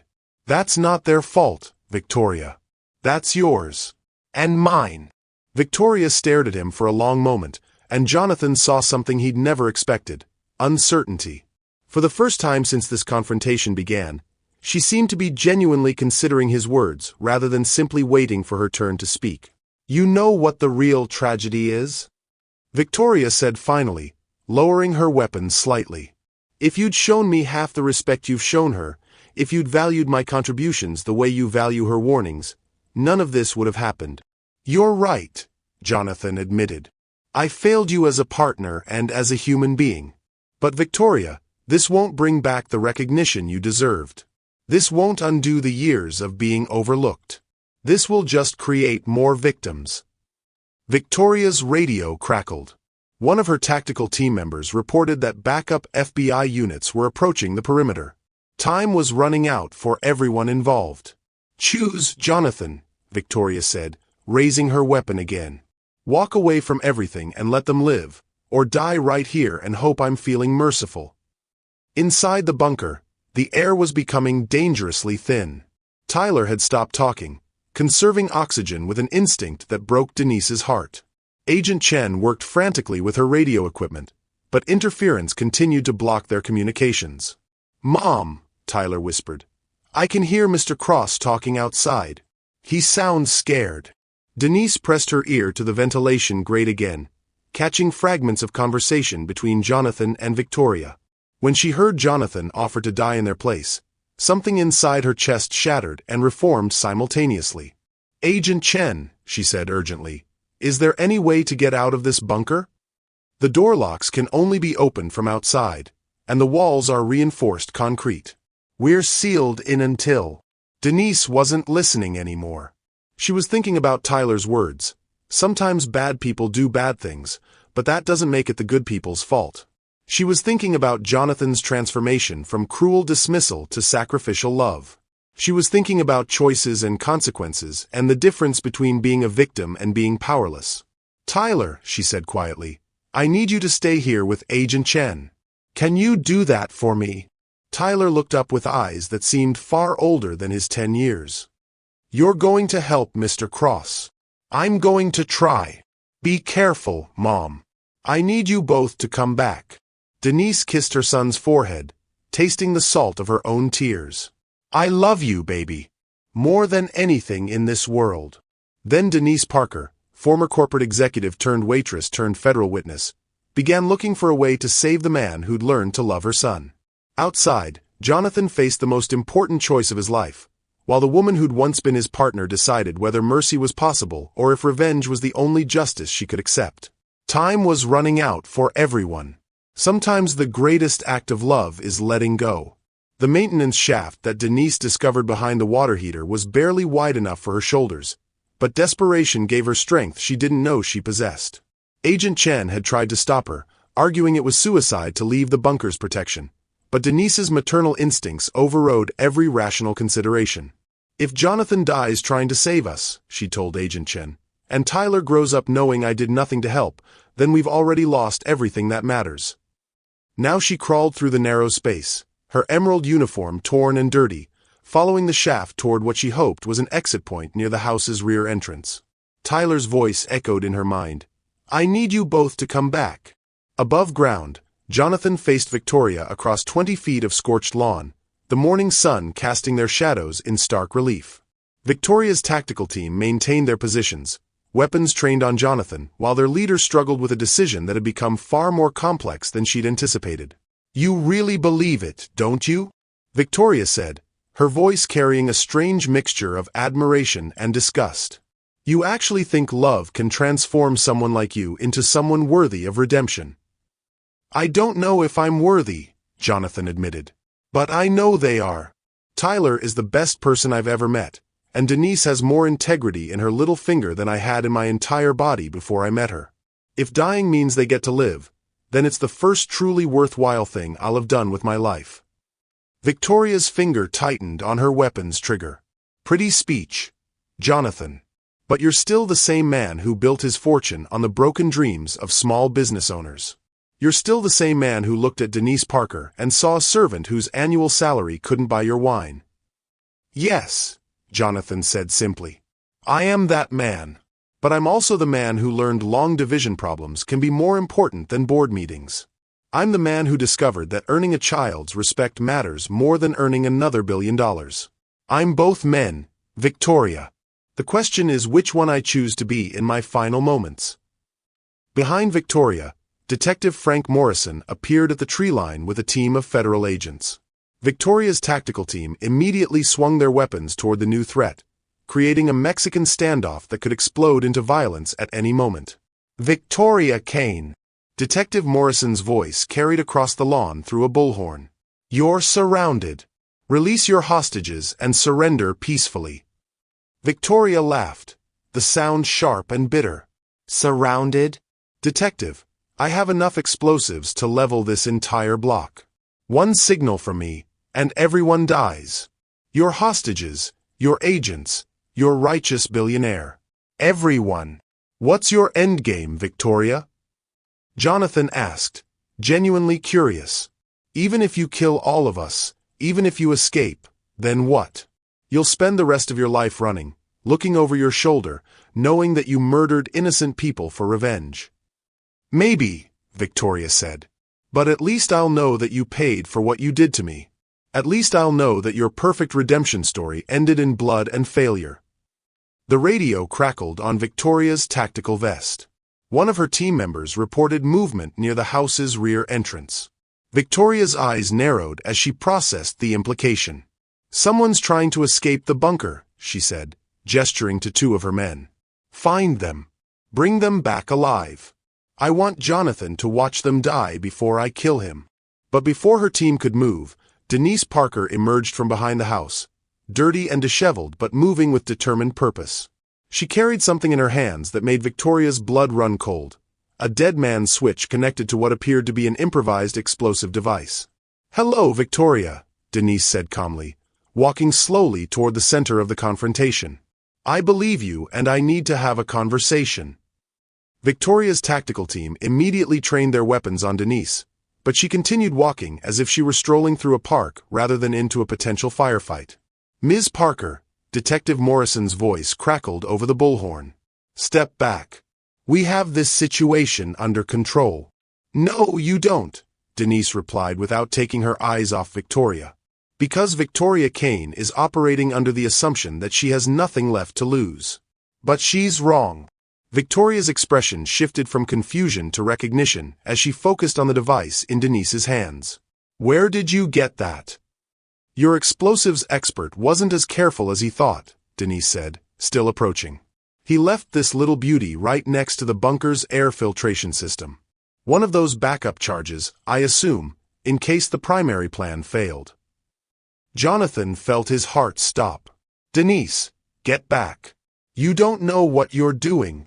Actually, I know exactly what I'm doing, Denise said, finally stopping 10 feet from Victoria. I'm calling her bluff. Because Victoria Kane isn't a terrorist or a revolutionary. She's a businesswoman who's been backed into a corner and is making emotional decisions instead of rational ones. Victoria's laugh held no humor. You think you can psychoanalyze me into surrender? I think I can offer you something better than revenge, Denise said simply. I can offer you justice. The word hung in the air between them like a challenge. Victoria's grip on her weapon remained steady, but something flickered in her eyes. Justice? From you. The waitress who destroyed my $15 billion payday. Justice from the system that failed both of us, Denise corrected. Victoria, we're not enemies. We're both women who were undermined by men who took credit for our work, who were pushed aside when we became inconvenient, who watched our contributions get erased from history. Victoria's weapon wavered slightly. Don't try to bond with me. We're nothing alike. Aren't we? You built Cross Dynamics alongside Jonathan while he got all the credit. I discovered corporate fraud at Pinnacle Industries and got fired for my integrity. We both sacrificed our careers for principles, and we both got punished for it. The difference, Victoria said, her voice tight, is that you stayed honest while I got smart. You kept believing the system would reward virtue while I learned to game the system for my own benefit. And how did that work out for you? Denise asked gently. You're standing here with a rifle, surrounded by federal agents, planning to murder innocent people. Is this the justice you wanted? Is this the recognition you deserved? Victoria's composure cracked slightly.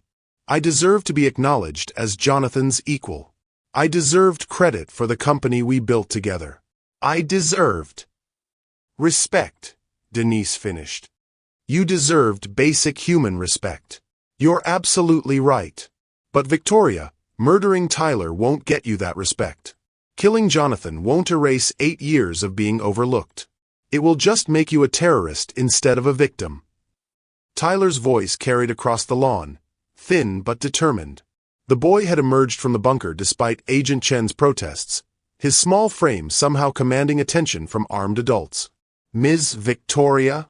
Tyler called out, walking slowly toward the group. I know you're angry at Mr. Cross, and maybe you have good reasons. But my mom never hurt you, and I never hurt you either. So why do you want to hurt us?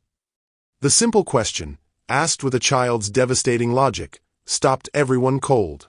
Victoria stared at Tyler as if seeing him for the first time. Not a strategic asset or collateral damage, but a 10-year-old boy who'd somehow found the courage to walk into a standoff to protect the adults he loved. Tyler, go back, Jonathan said urgently, but the boy ignored him. I heard you talking about recognition and respect, Tyler continued, stopping beside his mother. My mom taught me that respect isn't something you take from people. It's something you earn by being worthy of it. And you earn it by protecting people who are smaller than you, not by hurting them. Victoria's hands began to shake. The rifle felt impossibly heavy in her grip as she stared at this child who'd somehow articulated the moral principles she'd abandoned years ago.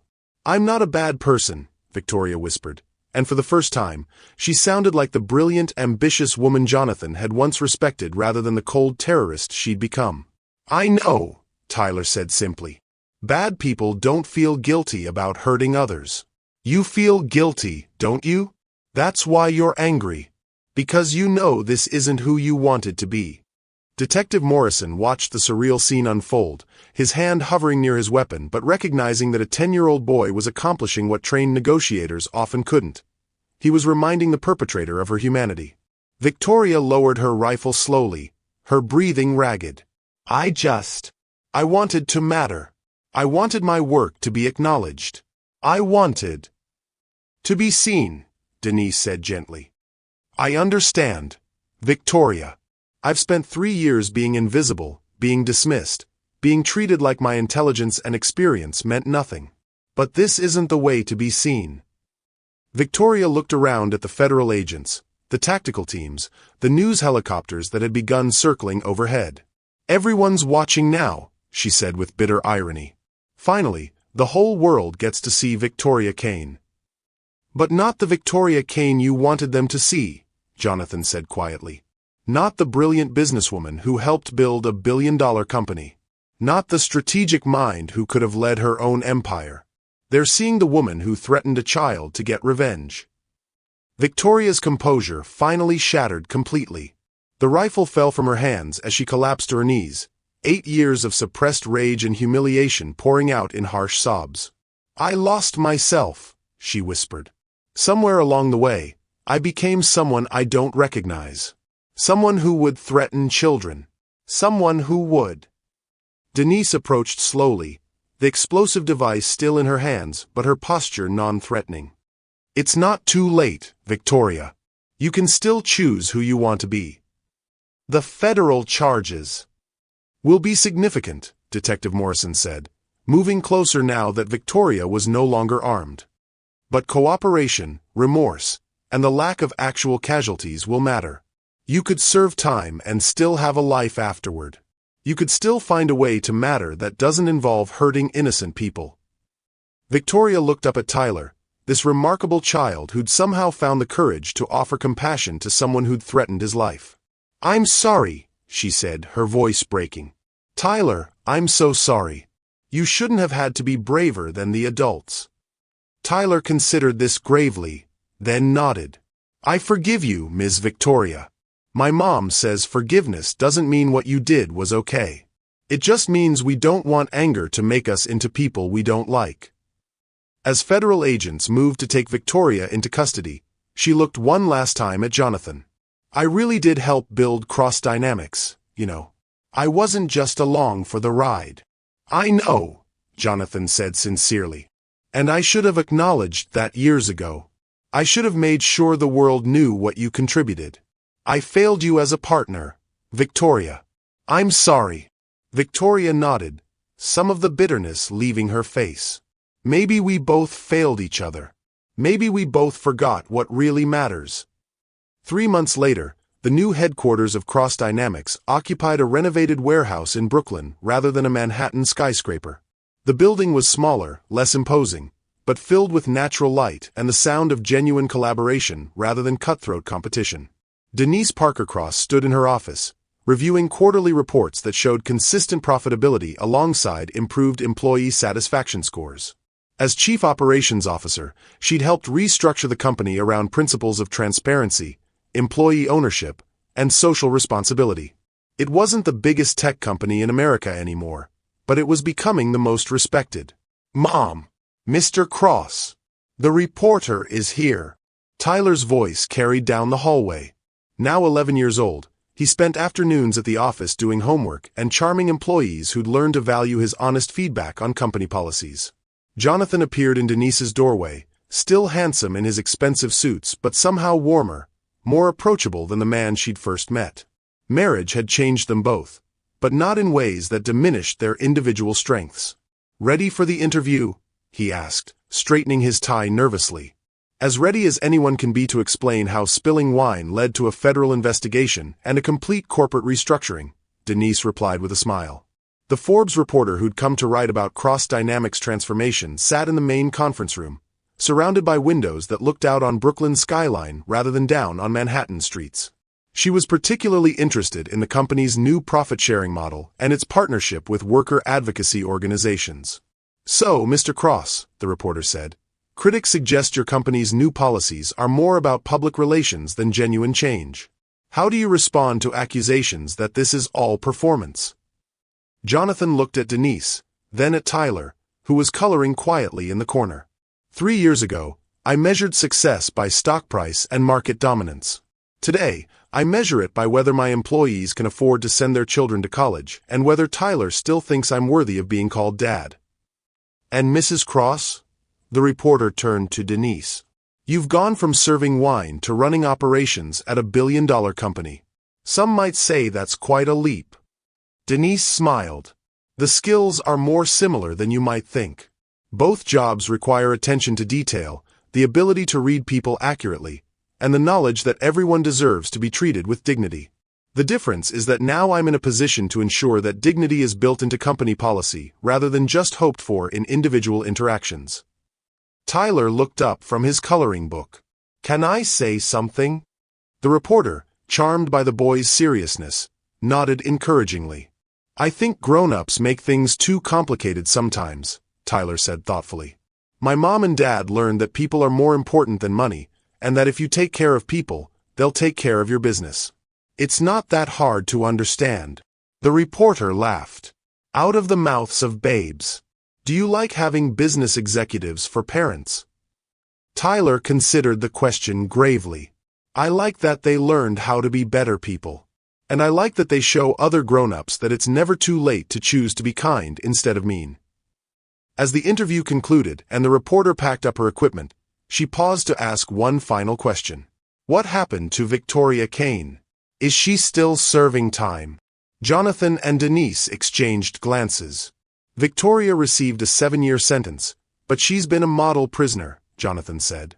She's actually leading a program to help other white-collar criminals transition back into society.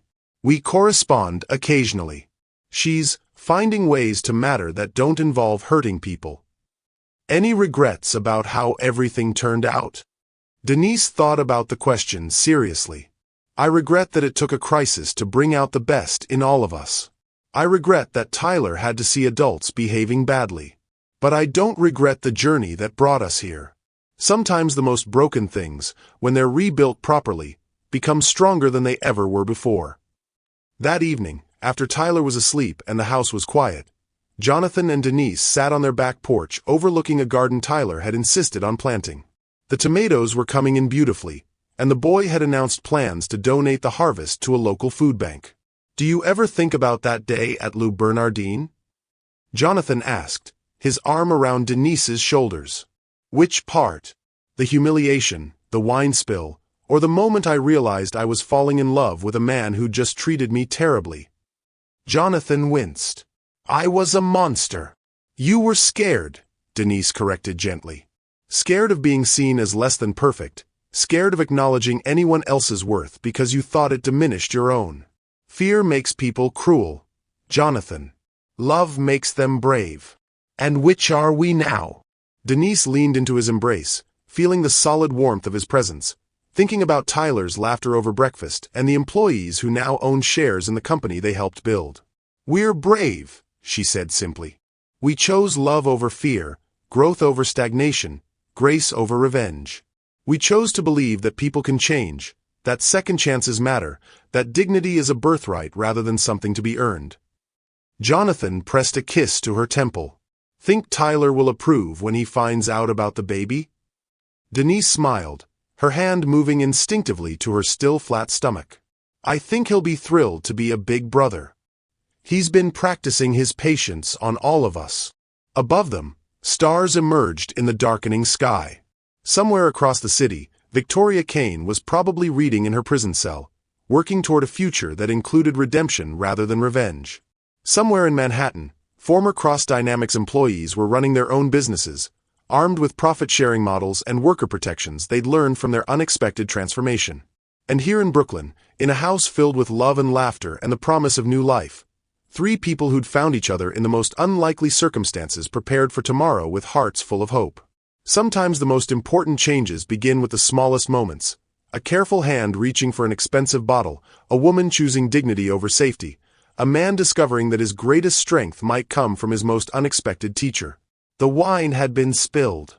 The contracts had been saved. The hearts had been healed. Love had conquered all. Sometimes the most broken stories become the most beautiful when love is given the chance to rewrite the ending. The congressional hearing room was packed with reporters, corporate executives, and environmental activists as Denise Parker-Cross concluded her testimony before the House Subcommittee on Corporate Accountability. As the primary architect of the Corporate Whistleblower Protection and Compensation Act, she'd spent the morning explaining how the legislation would prevent future cases like her own. Mrs. Cross, the committee chairwoman said, your experience at Pinnacle Industries directly led to this historic legislation. How does it feel to know that future whistleblowers will have legal protections you didn't have? Denise adjusted the microphone, her voice steady and confident. Congresswoman Patterson, What happened to me was a personal tragedy that became a public catalyst. But the real victory isn't my story. It's the thousands of future employees who won't have to choose between their conscience and their livelihood because they'll have legal protection when they expose corporate fraud. In the gallery, Jonathan sat with 15-year-old Tyler and 3-year-old Sophie Cross, their daughter whose bright smile and curious nature had already charmed half the congressional staff. Tyler, now tall and thoughtful, whispered something to his little sister that made her giggle quietly. "Mama's famous," Sophie said in her stage whisper, causing gentle laughter throughout the room. After the hearing, the family walked through the Capitol building toward their waiting car. Tyler had grown into a remarkable teenager. His early wisdom matured into genuine leadership at his prep school, where he'd started a program pairing wealthy students with scholarship recipients to break down class barriers. "Mom," Tyler said as they descended the Capitol steps, "did you see the news about Ms. Victoria?" Denise nodded. Victoria Kane had been released from federal prison 6 months earlier after serving 4 years of her 7-year sentence. Her exemplary behavior and leadership of prisoner rehabilitation programs had earned her early release, and she'd immediately begun work with a non-profit organization helping formerly incarcerated women transition back into society. "She sent a letter last week," Jonathan added. "Her non-profit received a major federal grant to expand their program nationwide. She asked me to thank you for encouraging her toward rehabilitation rather than revenge." "And Mr. Brennan?" Tyler asked, referring to Thomas Brennan, Denise's former supervisor at Pinnacle Industries. "Sentenced to 3 years, served 18 months, Jonathan replied. The prosecution's case against the broader Pinnacle conspiracy was so strong that most defendants pleaded guilty and received reduced sentences in exchange for cooperation. They reached their hybrid SUV, a practical family vehicle that reflected their changed priorities. Gone were the days of luxury sedans and conspicuous consumption. The Cross family lived comfortably but modestly, their wealth directed toward philanthropy and employee profit-sharing rather than personal indulgence. "Daddy," Sophie said from her car seat as they drove toward their hotel, "tell me the story about Mama and the wine." Jonathan and Denise exchanged amused glances. Their daughter's favorite bedtime story was a sanitized version of how her parents met, featuring a brave waitress, a grumpy businessman, and the magical moment when kindness transformed hearts. "Well," Jonathan began in the storytelling voice that delighted his daughter, "once upon a time, there was a very silly man who thought money was more important than people." As Jonathan spun the familiar tale, Denise reflected on the broader changes their story had catalyzed. The Pinnacle Industries case had resulted in the largest corporate fraud settlement in history, with $15 billion in fines and restitution directed toward environmental cleanup and victim compensation. More importantly, it had sparked congressional hearings that led to sweeping corporate accountability reforms. Cross Dynamics had become a model for ethical business practices, regularly hosting delegations from other companies seeking to implement similar profit-sharing and worker ownership programs. The company's success had proven that treating employees as partners rather than resources actually improved both morale and profitability. "And then what happened?" Sophie prompted as Jonathan paused in his story. "Then the brave waitress and the formerly grumpy businessman learned that the most important treasures aren't gold or silver, but love and family and helping others," Jonathan continued. "And they lived happily ever after with their wonderful children. Like us." Sophie clapped her hands delightedly. "Exactly like us," Denise said, reaching back to squeeze her daughter's hand. That evening, after Sophie was asleep and Tyler was video chatting with friends about a school environmental project, Jonathan and Denise sat on their hotel balcony overlooking the Potomac River. The Washington Monument glowed in the distance, a symbol of enduring principles that sometimes required struggle to maintain. "Margaret Thornton called yesterday," Denise mentioned, referring to the former Lou Bernardine owner. "She's opening a new restaurant and wants to implement our employee ownership model. She said watching what happened that day changed her perspective on how service workers should be treated." Jonathan smiled. Full circle. The place where it all started becomes a model for worker dignity. "Did I tell you about the scholarship fund?" Denise asked. "The one Tyler suggested for children of service industry workers? The one funding 50 college scholarships annually? Only about a dozen times," Jonathan teased gently. "I'm proud of him. He understands that privilege carries responsibility." They sat in comfortable silence, watching the lights reflect on the water. 5 years had transformed them from adversaries to partners to parents, from a story of class conflict to one of redemption and love. "Any regrets?" Jonathan asked, echoing a question that had become their evening ritual. "Only that it took a crisis to teach us what really matters," Denise replied, giving her standard answer. "But I've learned that the most beautiful flowers often grow in the most unlikely soil. And the most important lessons come from the most unexpected teachers," Jonathan added, thinking of Tyler's wisdom, Sophie's joy, and even Victoria's cautionary tale about letting ambition override humanity. The next morning brought news that would complete their story's impact. The Supreme Court had unanimously upheld the Corporate Whistleblower Protection Act, with the Chief Justice writing in the majority opinion that the courage of individuals like Denise Parker-Cross to speak truth to power represents the highest ideals of American justice and corporate accountability. But perhaps the most meaningful validation came in a handwritten letter delivered to their hotel that morning. It was from a young woman named Jennifer Rodriguez, a junior accountant at a major corporation who discovered her company was dumping toxic waste into a river system. "Mrs. Cross," the letter read, "I saw your testimony yesterday and wanted you to know that because of the law you helped create, I was able to report my company's environmental crimes without fear of retaliation. The cleanup has already begun, and my job is protected by federal law. You probably don't remember being a scared waitress carrying evidence in a manila folder, but that waitress saved my career and possibly saved lives. Thank you for showing us that doing the right thing is always worth the risk." Denise showed the letter to Jonathan and Tyler over breakfast, and she wasn't surprised to see tears in both their eyes. "You know what this means," Tyler said, his voice thick with emotion. "Your story isn't over. It's just beginning to inspire other people to be brave." As they prepared to return home to New York, where Cross Dynamics employees were eager to hear about the congressional hearing and Sophie was waiting with her grandmother, Denise felt a deep satisfaction that had nothing to do with personal success and everything to do with lasting impact. The wine had been spilled 5 years ago in a Manhattan restaurant. But the ripples from that moment continued to spread, touching lives and changing systems in ways she could never have imagined when she was just a waitress carrying evidence of corporate fraud in a manila folder. Sometimes the most important moments in history begin with the smallest acts of courage. Sometimes love really does conquer all. And sometimes the most broken things become the most beautiful when they're rebuilt with wisdom, compassion, and an unshakable belief that every person deserves dignity, respect, and the chance to make a difference. The Cross family's story was complete, but their impact would continue for generations to come. Thank you for staying with me until the very end of this incredible journey. If this story touched your heart, wait until you see what's coming next. It's even more powerful and inspiring than you can imagine. So don't go anywhere. Click on that video showing on your screen right now to dive into another amazing story that will absolutely blow your mind. Trust me, you won't regret it.